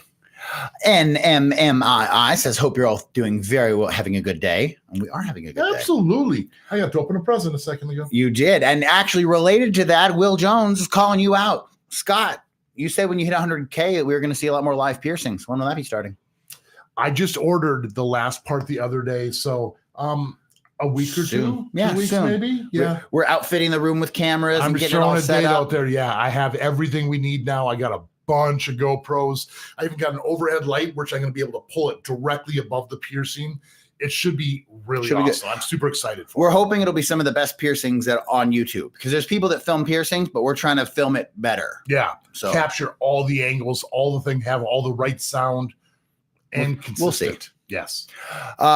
Felicia Bendetti says, hey, I have 2-year-old lobe piercings that just won't heal. Professionally done titanium jewelry. If I take them out and re-pierce them, are they destined to fail with the healing again? No, there's nothing's ever destined as far as that goes. It could be the jewelry. Is your jewelry too tight? Some people have a little thicker lobes, and if you don't have the room for it and it's pinching, that could be the problem. Are you getting caught? I don't really know. Like lobe, it depends on the jewelry. Do you take them out every night when you put them back in? Because some people, their ears will still close overnight, and you're probably re-irritating them if you're not sleeping with your jewelry in. A lot of times that's the problem that people have with their lobes. In general, like to address Felicia's specific question, if it's just not working after 2 years, we could take them out, heal them up, pierce again. There's no guarantee of failure. It's actually not a bad idea. No. If you do it, don't pierce with the exact same jewelry. Yeah, Find use something different jewelry. Did you start with gold? Maybe start with titanium. Did you have steel? It was titanium. Yeah, titanium. So maybe a different jewelry, because like it can be something as simple as like a scratch on your jewelry or something like that. A lot of factors. Brandon Morningstar took your travel pillow advice, and it is phenomenal. Solid advice. Now we feel way better about getting a snug piercing. Absolutely. Snugs are rough to heal. And like the travel pillow, the little donut pillows where you put it there and it completely protects your ear. It's amazing. Everyone rants and raves about how big of a difference it can make. It doesn't seem like it can be very comfortable, but it allows you to get your piercing healed so you can sleep on it sooner. Kestrel Grace has another question. If I don't have the right anatomy for a belly button piercing, is getting a floating navel an option? It depends on what you mean by you don't have anatomy. If you have a deeper belly button and it's kind of rounded on the edge there, yes, a floating belly button or a floating navel would work really well. If it's really flat and you have predominantly outie, then floating doesn't work at all. It doesn't work either way. Yep. Felicia Bendetti really wants both nostrils pierced, but are worried about them being very irritated when kissing my partner. Is this a common problem? I've never heard anyone talk about it. It's a good question. I've heard of people like, do piercings interfere when modified people make out? Like you have to worry about getting, the old joke, are you going to get your faces hooked together? That would be more like if you had circular barbells in your lips. Okay. Or maybe like a septum piercing. But nostril piercings, if you have studs, there's no way that's going to get caught. If you had rings in there and the rings are extra big and loose and your partner has lip piercings or other piercings that are sticking out, it could get a little caught, but it's not a big deal. Not a big deal. We got a couple of super chats in. One from Luna de Blue for $10. Thank you very much. Hi, I pierced my tragus in April 30, 2022. I heard it recently and it got infected. Can we cure a piercing that has a minor infection? So this irritation caused what? What's going on? You said you recently... So we've had it since April of 22. We heard it. So it might have ripped or torn a little tiny bit, which isn't a big deal. It sounds terrible, but if you have a little rip, your body's going to create a little bump on there, and it needs to re-heal. So just patience. You're not healing the whole piercing. It's just a little part. If it's irritated, the emu oil can really help calm it and bring it back to normal. But yeah, it'll go back to normal. Just kind of be patient, unless it did a full-on rip and the body's rejecting it. Was it a tragus piercing? Is that what it was? Yes, it was a tragus piercing. So, and it's not necessarily infected so much as it just maybe has a bump now from that irritation. Correct. Hitting it doesn't cause an infection. It causes irritation and it's swollen. It puts pressure on there. You might get a little bit of crusties. If it was infected, that means you'd have to rip and tear it and it introduced germs to that area for it to get to that point. So basically treat it like a new piercing again. Go back to cleaning it every day. Wash spray to clean off any crusties. So that if it's irritated or sore, that emu oil can really help calm it down too. We also got another super chat from Lady Lioness. Thank you very much. You. So generous. That is awesome. Congratulations. I believe talking about the YouTube plaque that you got there. We are pretty proud here. It's that's a big achievement. Yeah, absolutely. So up next, we have a question from Dave Wainwright, who is on a stretching journey, and I'm question retracted. Have 8 piercings, and I'm on a stretching 4 on my right ear and 2 on my right, and then my prince and my tongue. That's left ear with 2. Is that okay? Okay. So what we're asking is this okay? We have 8 piercings. We're stretching 4 on a right ear, or left ear, 4 on one of the ears, 2 on the other of the ears. Mm-hmm. Also, we have a prince and a tongue. Is that too much going on? If you're stretching them all at the same time, ouch. What if you're just stretching the 4 on the ear? Okay, so the thing is when you're stretching on your ear, like you could be causing swelling and irritation on the other areas. So if you stretch your ears, it shouldn't really hurt. It might be tight, but it shouldn't be painful. If it's painful, you're overdoing it. Tongue shouldn't be that bad. It should be fairly easy to get in there. And then the Prince Albert, like I said, all of these, if the jewelry fell in and you don't feel any pain, you're totally fine. Yeah, because it's not like you're re-healing an open wound. They're just stretched out and you put it on. Right. So it should just be tight, not a problem. Yep. KF Mack, this is actually a surprisingly common question. I want a septum piercing, but I have seasonal allergies, so that's going to cause nose blowing and wiping and irritation. Mm-hmm. Should I avoid the piercing for this reason? Is it just not? It's about timing. I don't think you should avoid the piercing. I mean, if you're blowing your nose 10 times a day, every day, 365 days a year, yeah, it's going to get irritated and it's probably not worth it. But if it's a seasonal thing, get pierced in the non-season so you can be fully healed up, and then you can put a retainer in there or a circular barbell. Like blowing your nose, like I have to blow my nose once in a while. I have these huge plugs in here, and I used to have a circular barbell in my septum. You just learn to adapt. That's all I got to say. Interesting. You So yeah, to adapt. good advice. Get pierced in the off season, heal it up, and then you'll be fine. Very cool. Beth Consugar says, thank you for the response. I feel better after hearing what you've had to say. Yes, absolutely. Glad to help. Angela Stevens wants to know where you would recommend buying a retainer at. A piercing studio. Yeah, just go to a piercer and have them get it, because it's all the same issues you just talked about earlier. Mystery metals. You don't know what it is. We didn't say. Okay. If it's a lot of times acrylic retainers are temporary fixes. If you're getting it for your job where you have to wear it every day, you're going to lose it and it's not going to work out. They're mainly for medical. The acrylic plastic retainers you can get virtually anywhere. I don't necessarily think one brand or one style is better than the other. If it fits, it fits.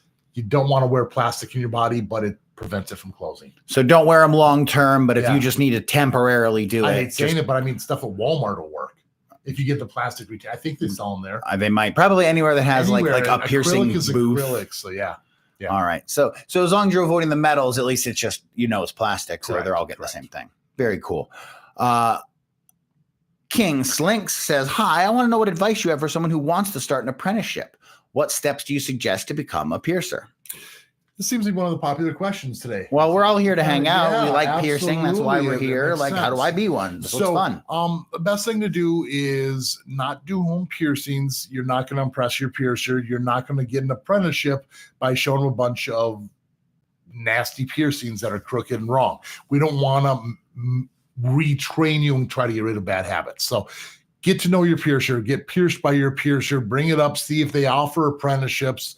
Sometimes it doesn't happen right away. Sometimes you need to build up a reputation or rapport with that piercer. Get pierced 3, 4, 5 times by them, and then it might work into it. It's never a guarantee, but don't lower your standards working at the crappy shop, saying I'm just getting my foot in the door, because you're gonna have a lot of bad habits. And then once you have all those bad habits and bad ratings on Yelp and stuff, no one's gonna hire you too. So you got to do it right. Find the right piercer.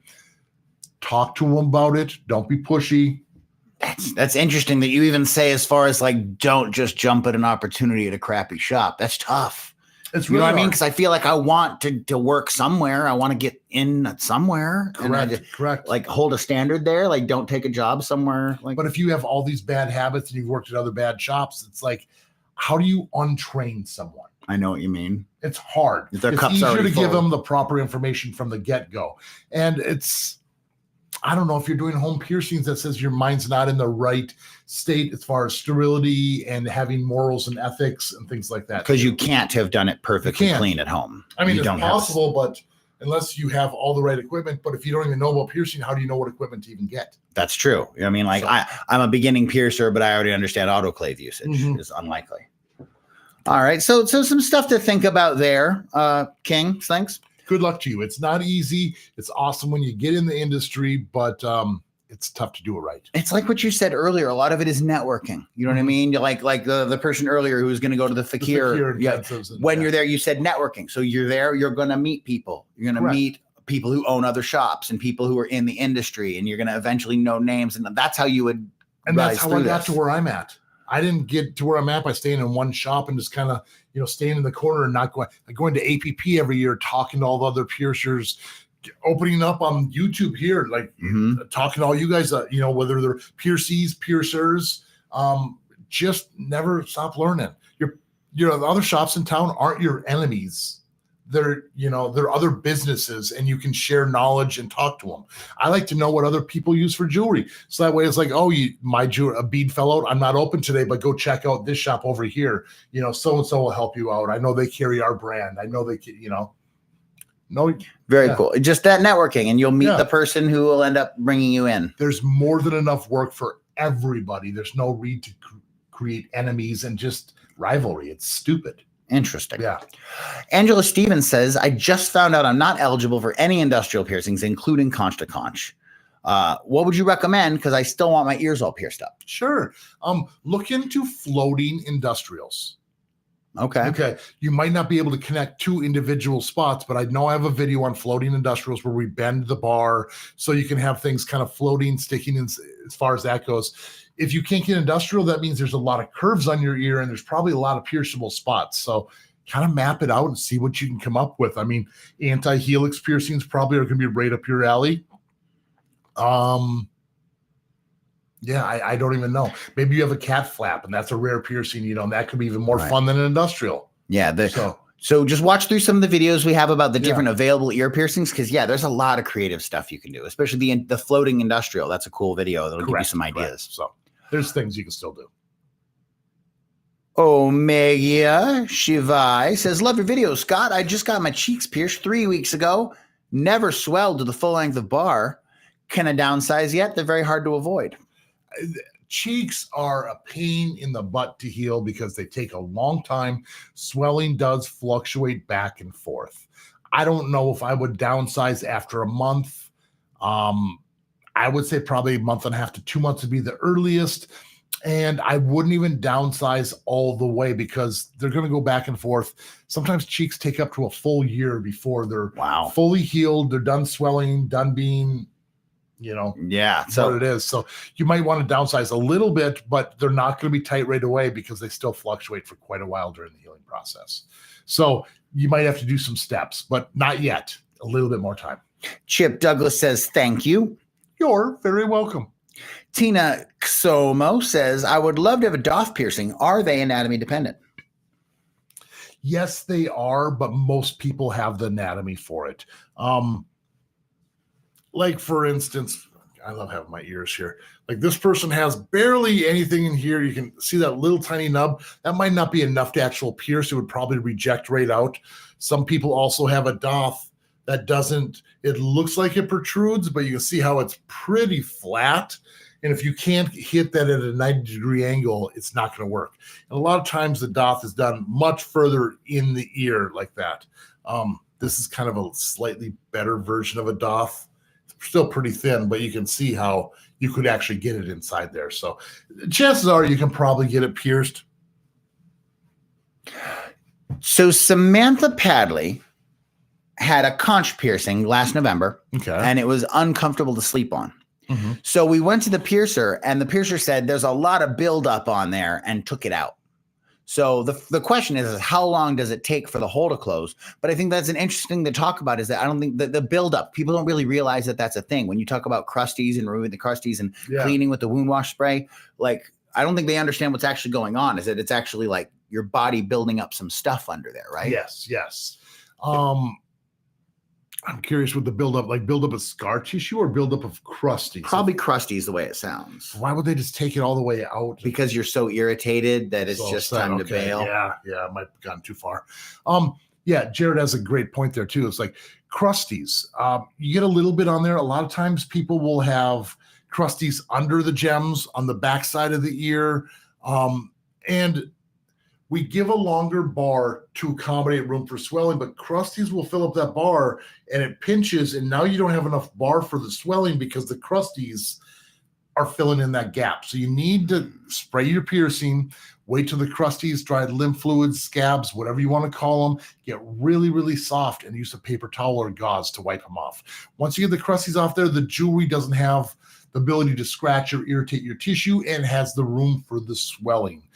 So if you're not cleaning your piercing, not getting the crusties off there, it causes massive problems where sometimes you have to remove the piercing. If it was a buildup of scar tissue on there, it could be because the bar is way too short or way too long. I don't really know the exact reason, but keep your piercings clean. So earlier you asked for people if they had stubbed their pinky toe on the scale from 1 to 10, how bad does that hurt? Yes, we got numbers like 3, 5, 6, 5, 4, 8, 4. So it kind of proves your point that no two people are going to answer that question the same way. So how are you going to get a straight answer about a piercing? Like, just out of curiosity, what would you put it at? Me, I don't like hitting my toes on things. I'd say probably a 4. I like 4. See, I'd say 8 or 9. Yeah. Like I'm pretty tough, but like, that just like brings tears to my eyes and stops me from anything I'm doing. So I don't know. I've broken my toes in jiu-jitsu. I've smashed my foot into the mat so hard that my pinky toe broke. And I was like, I don't know, is it broken? And I went up and it 90-degree angle. You just push it off 90 degrees. Yeah, it's broken. And so the first time I went home, I was like, oh no, this is going to swell up. I'm not going to be able to walk home. I have to leave class right now. And I did. And so it never swelled up. So the second time I broke my toe like that, I just stayed and finished class. So maybe my toes aren't as sensitive as yours. Yeah, maybe. I don't know. But yeah, this goes to show how different it is for every single person. So, and as far as the conch piercing, how long does it take for the hole to close? Yeah. If it's a couple months old, generally I tell people a minimum of a month before you get it re-pierced. If there's a lot of scar tissue, get rid of the scar tissue because you want to make it look as normal as possible before you get it re-pierced.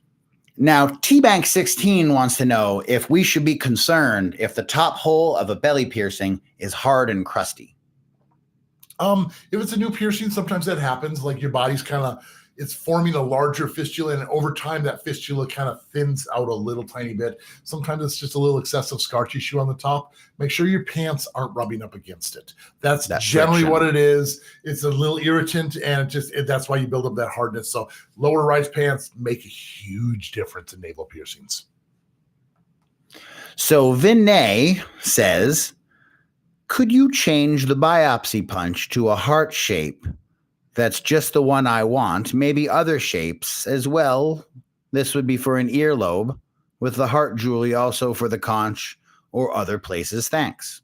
Heart ghost sunglasses. I totally understand what you're saying. Now, yes and no. In my experience in the past, I know I say I don't do biopsy punches, but I have done them a long time ago.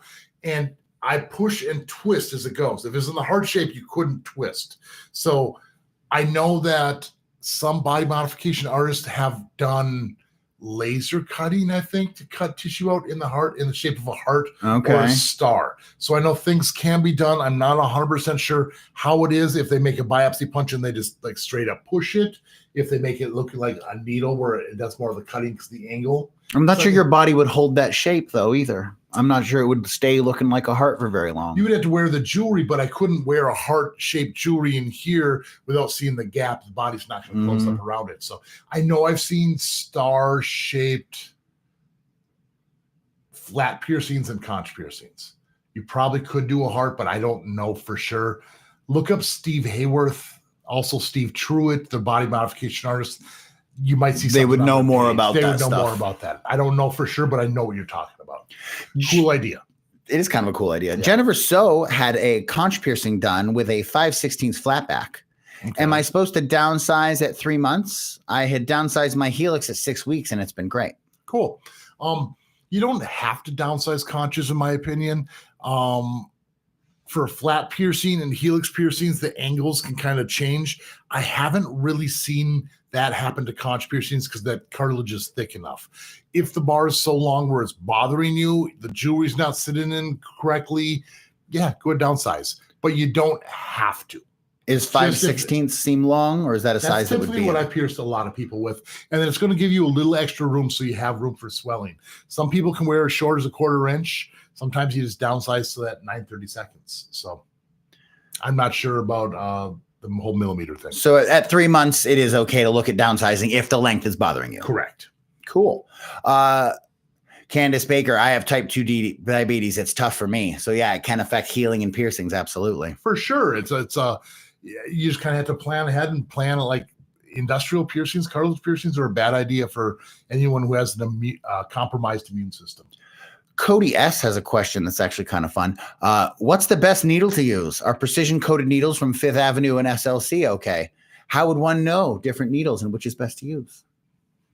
Okay, Jared, you got to take note here. All right. We got to order precision coated needles from Fifth Avenue. Right. Okay. So we are doing a video where we will actually compare these needles. We're going to look at them under magnification. We're going to test how difficult, like the actual grams of force necessary to push them. Super excited for this. Really good stuff. I have cannula needles from many different companies. I have needles from Industrial Strength, To The Point,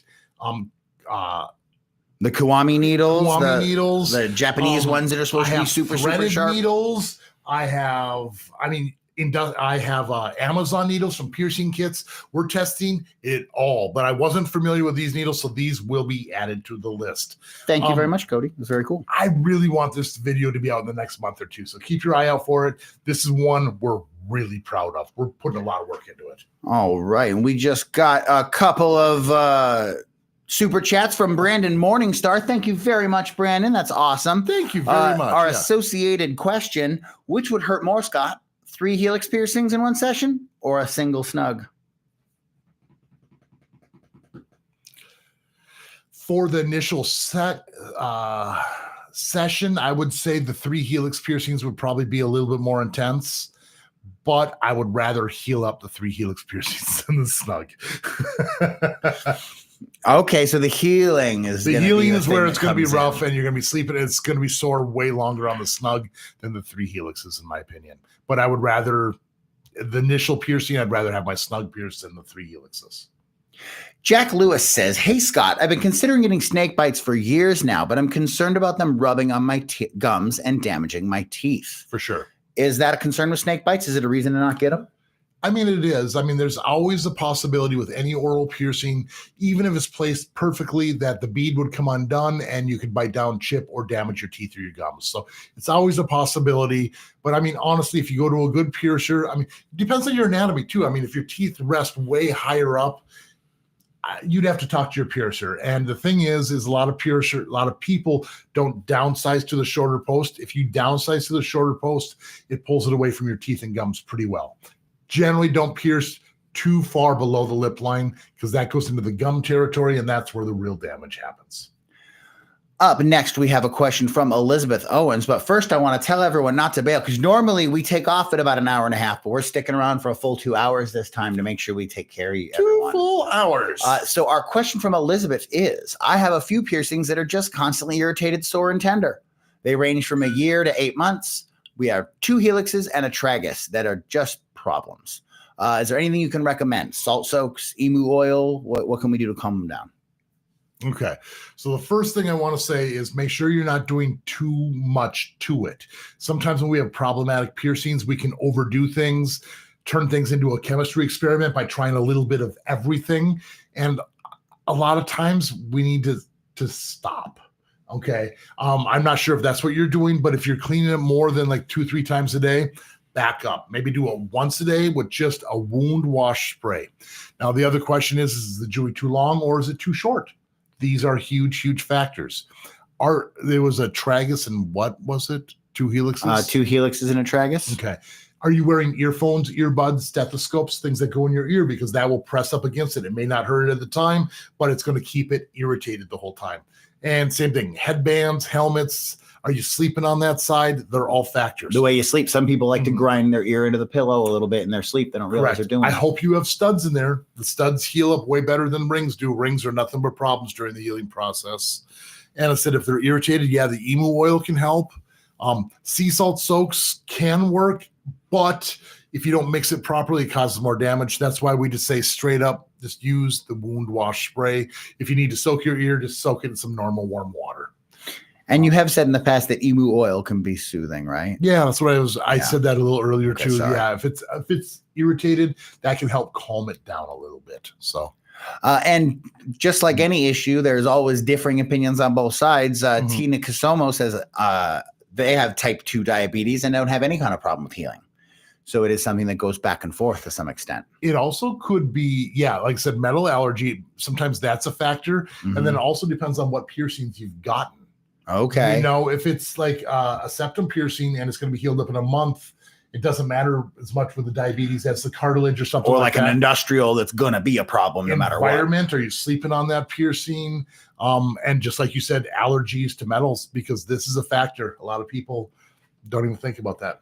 Raw RXP got 3 regular snake bites 3 weeks ago, and they are completely fine until I change it to rings, and then I don't know what to do. So that's pretty common. When you switch to the rings, then you suddenly get bumps. Well, it's also 3 weeks ago. You're still in the healing process. Lip piercings take a minimum 6 to 8 weeks to heal. I would have waited closer to the 3 months before changing to the rings. So go back to the studs, let them calm back down, because otherwise they're just going to stay irritated the whole time. So wait like 12 weeks Yes, and then yes. change to the rings. Some piercers get excited and tell you to change way too soon, but rings, you need to be healed up and then comfortably healed. So yeah, wait till at least 3 months. Candace Baker did your suggestion, which was to take the industrial bar out, and the angles seem to be sitting correctly, and the bump only appears on the top. So we're just gonna keep healing. Absolutely. So I mean, industrials take forever. We don't realize it, but if we're sleeping on it, if we're hitting it, we're bumping on things, it's just little steps backwards. I've seen them take 1.5 years to heal before. Yeah. I don't have Astrid Posey says, I have spider bites and lobes. I don't have the anatomy for a scaffold, which is what some folks call an industrial across the top of the ear, but I'm considering a conch to conch. How do I know if I might even be a potential candidate? The only thing I would say is if you took like a Q-tip and you broke off the cotton parts to make the bar, that like the center part of the cotton swab, see if that can fit inside there and clear to sit where it's floating. It's really hard to describe. You almost need to go to a piercer and see if you are a candidate for it, because you can't see the back of your ear as well as the front.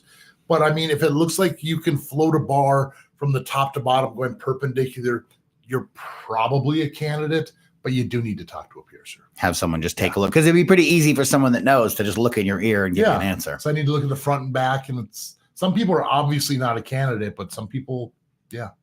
We got a thank you from Aka Jazz Poo, who we spoke to earlier. Absolutely. You're very welcome. Con Pelgito says, I'm about to start a big stretching journey on my friend. I'm an apprentice, and they're letting me stretch their ears from start to finish. They've had classic lobes for 10-ish years. Sweet. I intend to try fitting a 14 gauge, and if that goes smoothly, we'll start off from 12. I was thinking about using tapers to about 8 to 6-ish, depending on their skin, and then tape/dead. Is that a good plan? Yes and no. If someone's had their piercing for like 10 plus years, sometimes if they wear earrings all the time, I have gotten them up to either a 12 or a 10 from first stretch. Remember, you're not hurting them. It should be tight, but don't rip or tear. So that first stretch can go big, kind of big right away. Now, past that, I will stretch people with a taper all the way up to like maybe a 2 or even a 0. Rarely I've done 00, but I don't go past that. Tapers aren't a bad thing, like a lot of people say, if you use them as the tool and you don't hurt people. Where people run into problems with the tapers and they just slam it through real quick. It's a real slow thing. And if you see that tissue getting white on the edge, and it's like, you need to back up and look at the reaction. Watch their eyes. If they start squinting or kind of, you'll see a reaction like, hey, how are you doing? Is this getting tight? Is this hurting? And you have to talk to your client about it. That's how I do it. It's kind of tougher to do some of the dead stretches of the 8 to the 6-ish, because you almost need a little bit of that assistance. So, but yeah, that seems like a good path. Just remember, 1.5 to 2 months between each stretch. So the only real change you made there is you would start taping later. At what size would you start using the Teflon tape? Probably a 4 or a 2. Okay. So yeah, overall, Con, we like your plan. Good job. Yeah, absolutely. But yeah, you might be able to get them a little bigger from the initial, but just don't hurt them. All right. Always nice that when you can share knowledge with people and, guarantee a higher chance of success. Exactly.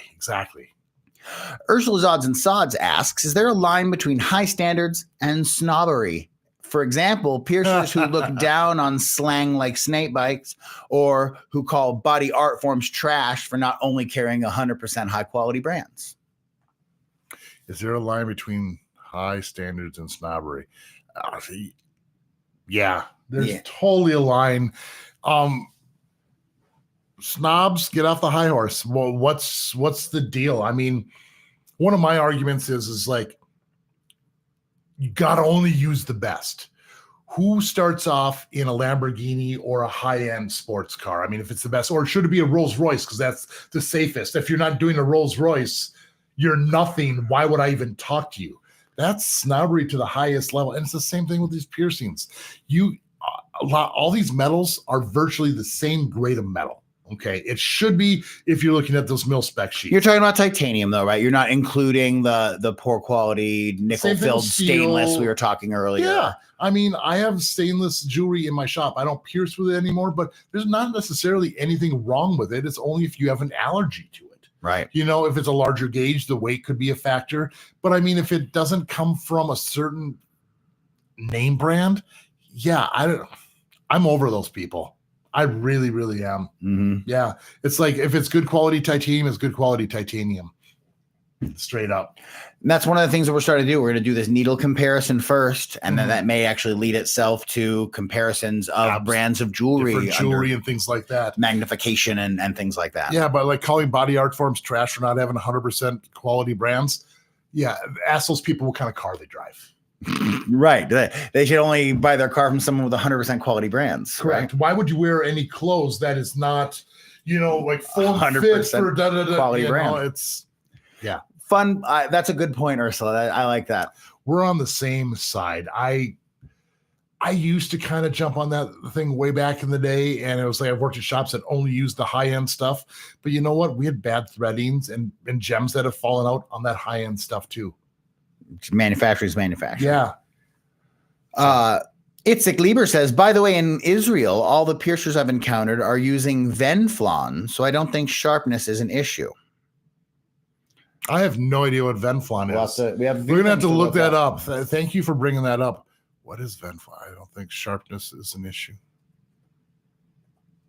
Venflon might be a brand name of We're working on it. It's a needle. Yep. More stuff to buy. Put in the comparison. Is it a cannula needle? It's an IV catheter. Yeah. So we're talking about cannula needles. It's a cannula needle. It's a different type. And I don't know. I really think we're going to see a difference when we look at regular needles that we use here in America compared to cannula needles, because the cannula needles, like you do the piercing and then it has to be stretched to put the plastic part through. It's kind of like small, but there still is a slight stretch. And I'm curious if we'll see the difference in resistance. I personally think we will, but we'll have to wait and see what the test also say. the drag of the plastic as opposed to a polished metal. Like, correct. Will the drag of the needle change, correct. Which would affect? I wonder what the material is of the tubing. If it's like if it's Teflon or silicone. It may be in them. We'll have to read the materials that came with it. It may be like in there. Tygon. I don't know. Next question comes from GKNXXP. Says, I've got a 14 gauge in my conch and the post needs downsizing, but I don't like any of the 14 gauge jewelry. Could this be changed to a 16? Thanks. Love the channel. Watch every video. Absolutely. A lot of people do 16 gauge conch piercings. Larger can be more comfortable if you're wearing like rings or things like that. But a majority of the jewelry does come in a 16. Now, the thing is you can also get threadless jewelry in a 14 if you want to stay the same size. And those threadless tops are all pretty universal between 18 gauge, 16, 14, and even up to a 12. So if you plan on stretching your conch, like you could even do threadless jewelry, keep the same top, and then like slowly stretch out that post until you get up to that size. But yeah, it's you can totally downsize. I don't feel there's any issue with 16 gauge in a conch. You'd probably tighten up around it soon enough. The only issue I would say is going to be you're limited on the sizes of rings you can get if you want to wear a hoop inside your conch piercing, which is not called an orbital. It's one of his pet peeves. I don't know if you can tell. Michael Williams says, hello, Scott. Mike here. Love your show. I had an 8 gauge septum. I had a mishap about getting jewelry back in. 48 hours later, the piercer said the hole was closed up. Now I'm waiting to re-pierce. Have you ever seen this? An 8 gauge disappear in a day or 48, 2 days? Not really that fast. I mean, but it's the body. The body does what it needs to do. If it was brand new, it's going to close up quick. If it was irritated or... It was healed, apparently. But we had just stretched up. That's so it. You might have irritated a little bit, so it shrunk up. If you went in the same day, it might have been so swollen you couldn't find the piercing hole, and now it might have opened back up. So, I mean, try putting the jewelry back in. You're not going to be able to fit an 8 gauge in there, but you could try a smaller one and see if the hole's still there, and you can stretch it back up pretty quick. Otherwise, you could always just get it re-pierced. But yeah, that's weird. Cody S. wants to know your feelings on cheek piercings and what gauge do you use if you do them? I personally don't do the cheek piercings. Kelsey, my other piercer, will. The reason why I don't is Elaine Angel, who's a body piercer, had her cheeks pierced and she had problem with the salivary glands leaking out, and like she kind of drooled onto her shoulder. She couldn't get those holes to close up. I don't want to do something to someone that could cause permanent long-term damage, so I don't touch those. She still performs the piercings. I just don't feel comfortable doing them, but she does say that they need to be in front of the molars if you're going to do them. They're a long heel. They're very problematic. Swelling goes back and forth. The chance of biting, chipping your teeth are pretty high. I'm not a huge fan of them, but they're so cute. Sitting Shark, I'm not sure if it's a comment or a question, but knee piercing? I would never do a knee piercing on someone for wearing jewelry. You might be talking about suspensions where people have suspended from their knees, and that's versus the skin on the side and the underside of it. So I have done piercings for suspensions on knees. So I've pierced knees, but I've never put jewelry in one. I don't think it's a good idea. There's too much movement. Pants will be rubbing up against it. The chance of healing, slim to none. Alex Diggs has 3-week-old eyebrow piercings, one on each side. Cool. What can we do to avoid rejection and try to keep them long term? We want to wear this forever. Yeah. Don't bump them. Don't hit them. Don't touch them or play with them. If they seem like they're good, they should be good for a long while until they get bumped or hit. But it's our head. I know I hit my head on things, and it's like you don't even expect it. I had my head tattooed, and day one, I went to get my car, and I hit my head on the roof of the car. It hurt so bad. I was like, oh, that took color. But I was like, then how often do I hit my head on things like that? And you just don't know. You don't realize it. Eyebrows are kind of the same thing. A towel will get caught. You're going to a shirt will get caught on there. So it's just a matter of time. But if it irritates it, that increases the chance of rejection. Otherwise, just be patient. So your best advice is dry your face slowly. Yep. And if it does get bumped to irritate and start rejecting, take them out right away and just get them repierced. In regards to the 100,000 plaque, we have congratulations from Emily Sakuma and Kestrel Grace. Monica Iwa Peterson says, so cool. Aka Jazzpoo, congratulations. Raw RXP and EI Show giving us love. Wow, congratulations. Dre says, sick. Yay, congratulations from Candace Baker. Ruru says, hooray. Kestrel Grace giving us some smiley party faces. Vinay and Kestrel Grace says, so shiny. Lady Lioness, this is awesome. Congratulations. And A Show saying, I'm glad that people are watching your channel. It's educational and practical. Thank you very much, everyone. We're super, super proud, and we couldn't have done it without you. Michael Williams with a kind of a fun question. Sure. I've ordered a custom trident bar through my piercer. Mm-hmm. For that, would you charge for 4 piercings or just 1? And have you ever personally done a trident? And tell us what it is. Grab an ear. Or draw it. Out with drawing. I have never done a full-on trident. A trident is 2 separate piers or 2 separate industrials. Okay, the first industrial is going to be vertical from probably the top of the helix all the way down, which would be like up here, like so, and it would come out the bottom of the conch, most likely on the back side. So you're going to see a bar going here. A lot of times you're going to see a spike on the top. And then also we're going to do like 2 piercings here, one at this angle and one at this angle to wear kind of a U shape. And the ultimate jewelry we're looking at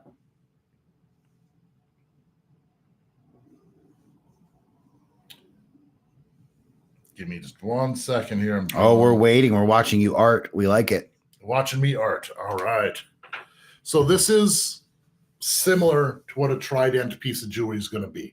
You're going to have 1 center bar here. Sometimes they're connected here. In my experience, I've seen a lot that are just like 2 separate industrials. So the 1 straight bar from the upper helix to the conch, and then you're going to have helix piercing to helix piercing. So it looks like the trident bar. Typically, this barbell's going to be further down. It's going to be a little bit longer there, but that's what we're dealing with. So as a piercer, is that 4 piercings? 4 piercings.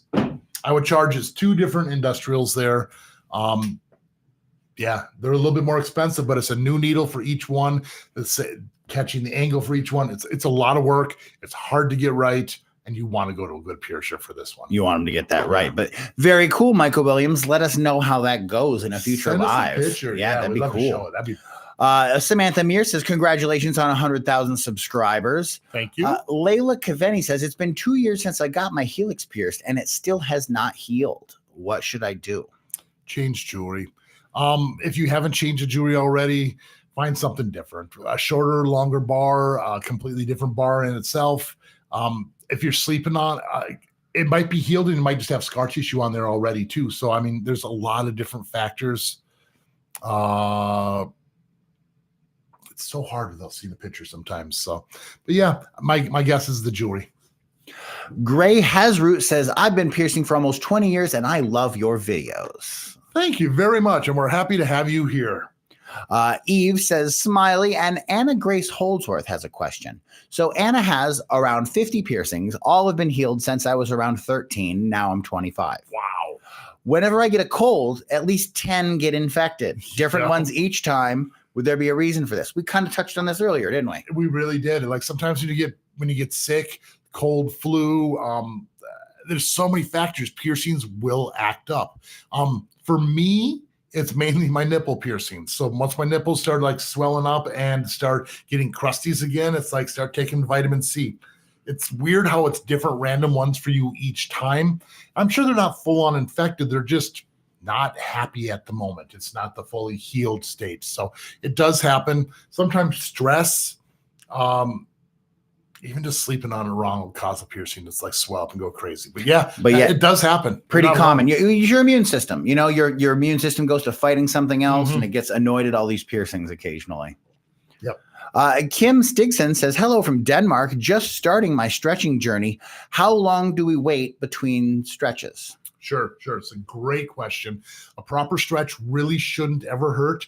And when I have taken classes with doctors and surgeons, they're saying 6 to 8 weeks minimum between each stretch, because when you do the stretch, you're kind of creating little nulls and voids. You see how like the little gaps between my finger when I pull it apart? Those need to refill with the collagen and the different types of skin. Your body just needs to heal those holes. It needs to heal, and it takes a minimum 6 to 8 weeks for everything to go back to normal. Otherwise, if you overstretch, you create like gaps in the middle, and that fills with scar tissue, and you have all these micro tears, making it tougher to shrink it up in the future or even stretch up more in the future as well. So patience, and don't hurt yourself. Take your time, Kim.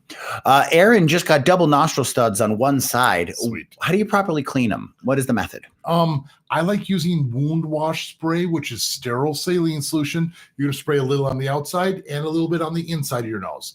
Let the solution sit on there maybe about 2 minutes or so, and then go in there with a paper towel or a piece of gauze, roll it up to a nice little point, and try to wipe off the little crusties. They should be gooey enough to where they just fall right off there. If they're not falling off, spray it again and wait a little bit longer. But remove the crusties and leave it be. Gray Hasroot says, Scott, did you work in Chicago years ago? No, I used to work in Minnesota, and I've never... In Minneapolis, St. Paul? Minneapolis, St. Paul area. I have pierced at a tattoo convention called Ink and Lincoln back in the 90s. So I have pierced technically in Chicago, but only for that convention. Just at a convention. Yep. Fun question, though, Greg. Yeah. Matthew Glebus says, hey, Scott, have you had any good cigars lately? I have a question about what size millimeter gem would you recommend for a tragus? What do you like in a tragus, Scott? Tragus piercings, I like doing 3 millimeter. It's a pretty standard size. Anything thinner than that could get pulled inside if you're not doing like, if you're doing something like a 16 gauge, which is kind of the standard. I recently had a Foundry cigar. I wish I could remember the name of it. It's one of the Tabernacle, I believe is what it was. There was a little cigar event at one of the cigar lounges I go to, and I bought a box of them, and I made a good purchase. They're really good. Tabernacle, I believe. Foundry Tabernacle cigars.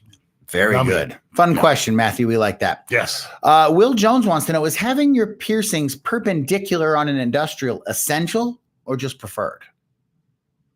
Like, do they have to be perpendicular, or can we just pierce anything? Okay.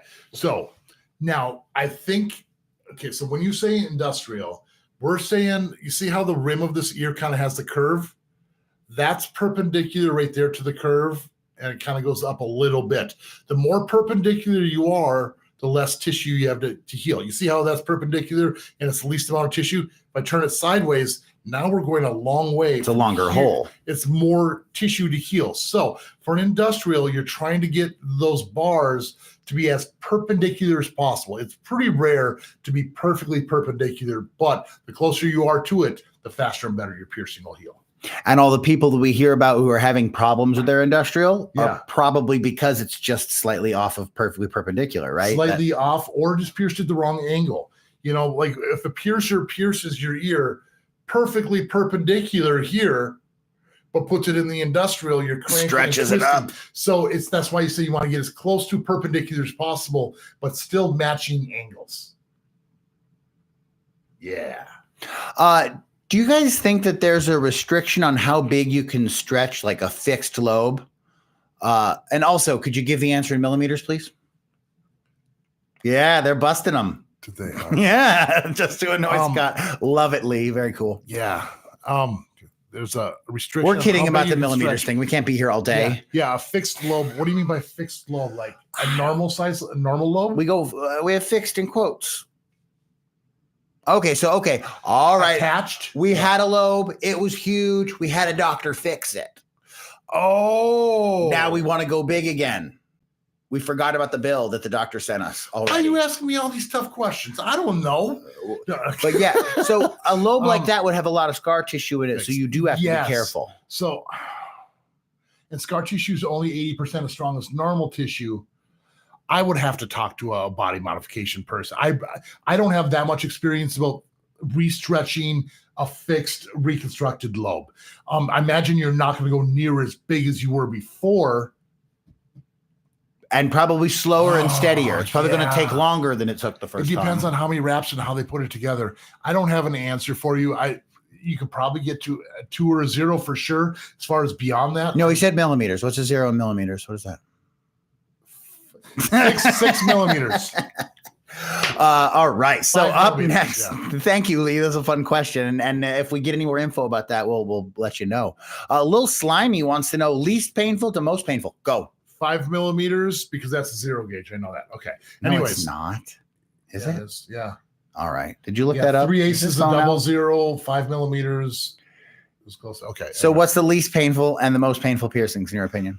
Tongue webs are some of the most painful, like underneath, or sometimes even the smiley, other than like pulling the lip out. Most painful would be probably some of the extreme genital piercings, like ampelling, apodravia, or a dido for a penis piercing. Otherwise, like a triangle piercing or the actual clitoris itself, which I never, ever, ever condone, recommend, or ever think about getting it done. But it's painful. Yes. Giada Al-Jabali says, hi from Egypt. Hello from Egypt. Is silver good for fresh piercings? And is it okay not to downsize? The color silver on titanium is okay, but wearing actual silver for piercings can be dangerous. I'm not 100% sure what silver salts does to the body, but I know it's fairly toxic. And when you pierce with sterling silver or silver into the body, mixed with the blood, it creates something called that silver salts, and I've been told not to use it.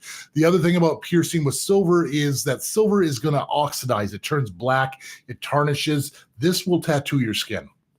So like normally you'd have to take silver things out and polish them. You're saying that going back and forth in your ear, some of that black will rub off and like permanently become part of your ear hole. But I know that piercing with silver is not safe because it creates silver salts, which is toxic.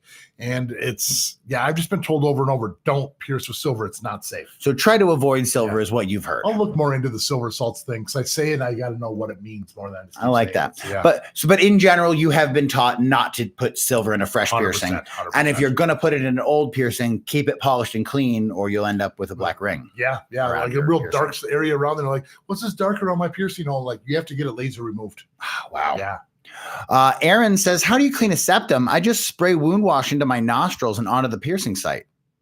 Or do I just? Basically. That's it. Just spray directly on it. Like the bottle says, spray 2 to 4 inches away. So directly on there. A couple minutes later, just wipe off crusties as best you can without pulling crusties inside because that stings and hurts. It's literally there just to soften the little, like, I don't want it to be gross, but it's almost like scabs or boogers. You know what I mean? They're hard and they're stuck. You spray the water on, they soften up, and you wipe them off. And it just falls right off there. Yeah.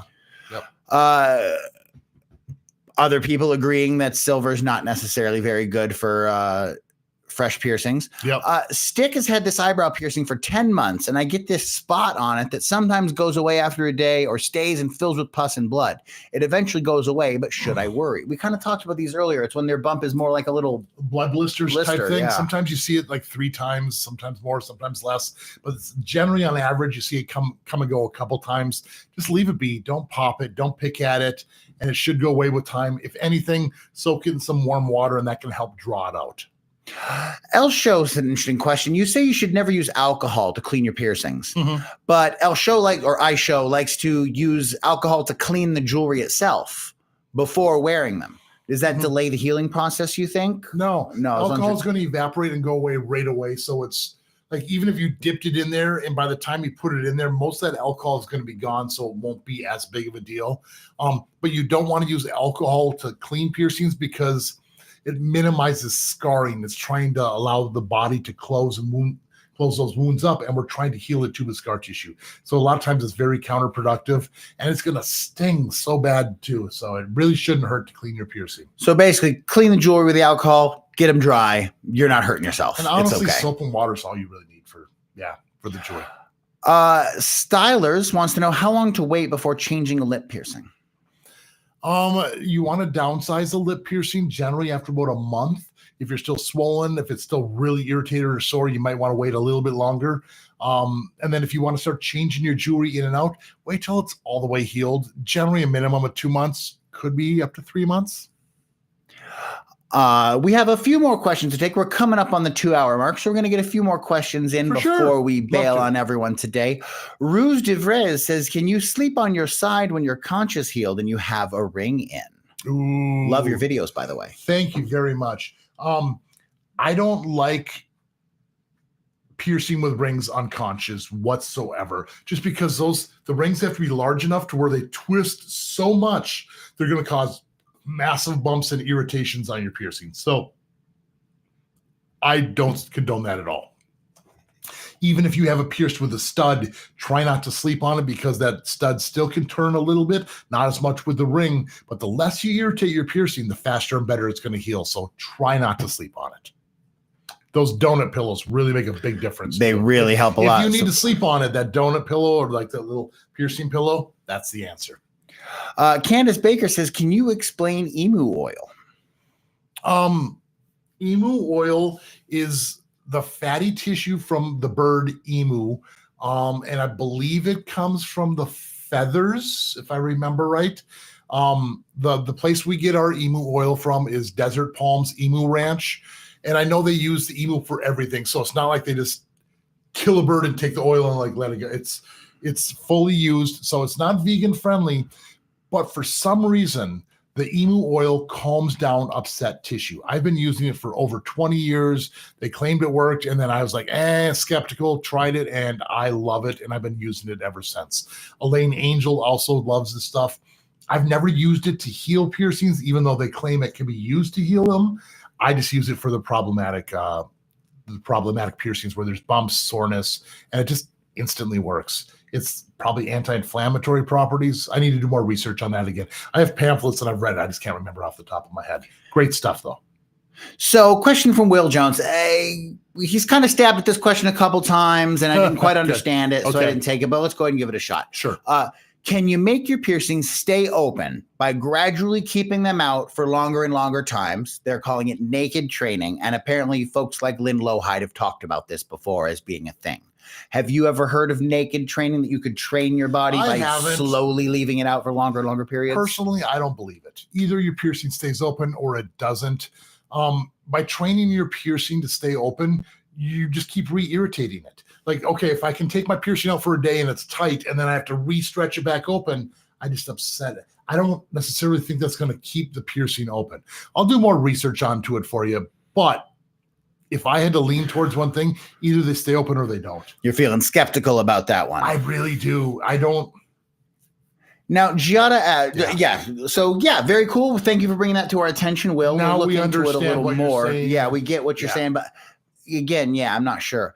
Giada Al-Jabali, can we use tea tree oil instead of emu oil? Are they the same thing? No, not at all. Tea tree oil is an essential oil. Some people say it has some sort of healing properties in there, but it's not made to go inside your body. The other thing is if you did find a medical grade tea tree, it's supposed to be diluted 100 to 1 with water, and I don't know anyone who does that. I'm not a fan of essential oils for piercings at all. The emu oil is just way better. I would stick to that. I can't find any backing for where tea tree oil really helps, other than like jumping on social media and so someone said, "Oh, it healed this for me." Well, your body healed it. It didn't do anything for you, and a lot of times it burns and causes more problems than helps. Right. So basically, in your years and years of experience, you haven't found that it does good. Not it at does all. bad. Not it at tends all. to. I don't condone it at all. So it is that time. We're going to take one more question and we got to get out of here. But thank you everyone for sticking around. We love talking to you. We do it forever.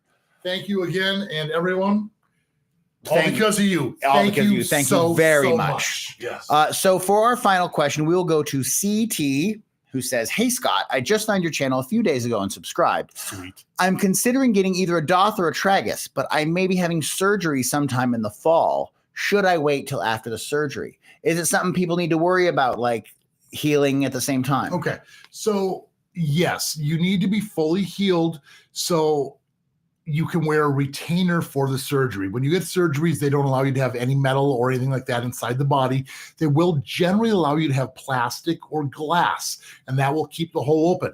Unless you're working in that area, then you're going to need to take it all the way out. So, generally, these piercings can take anywhere from like 4 months up to a full year to heal. If you know that's coming up, it's probably going to cause problems. I might wait a little bit. Because if you're mostly healed, like you were saying, and then for the surgery, you have to take it out and put a thing in. Plastic or glass in there, you're upsetting it. Now you got bumps. Starts it all over.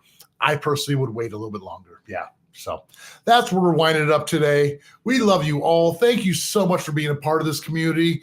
If you haven't already, make sure you subscribe, hit that like, and of course, keep putting holes in your body. See you on the next video.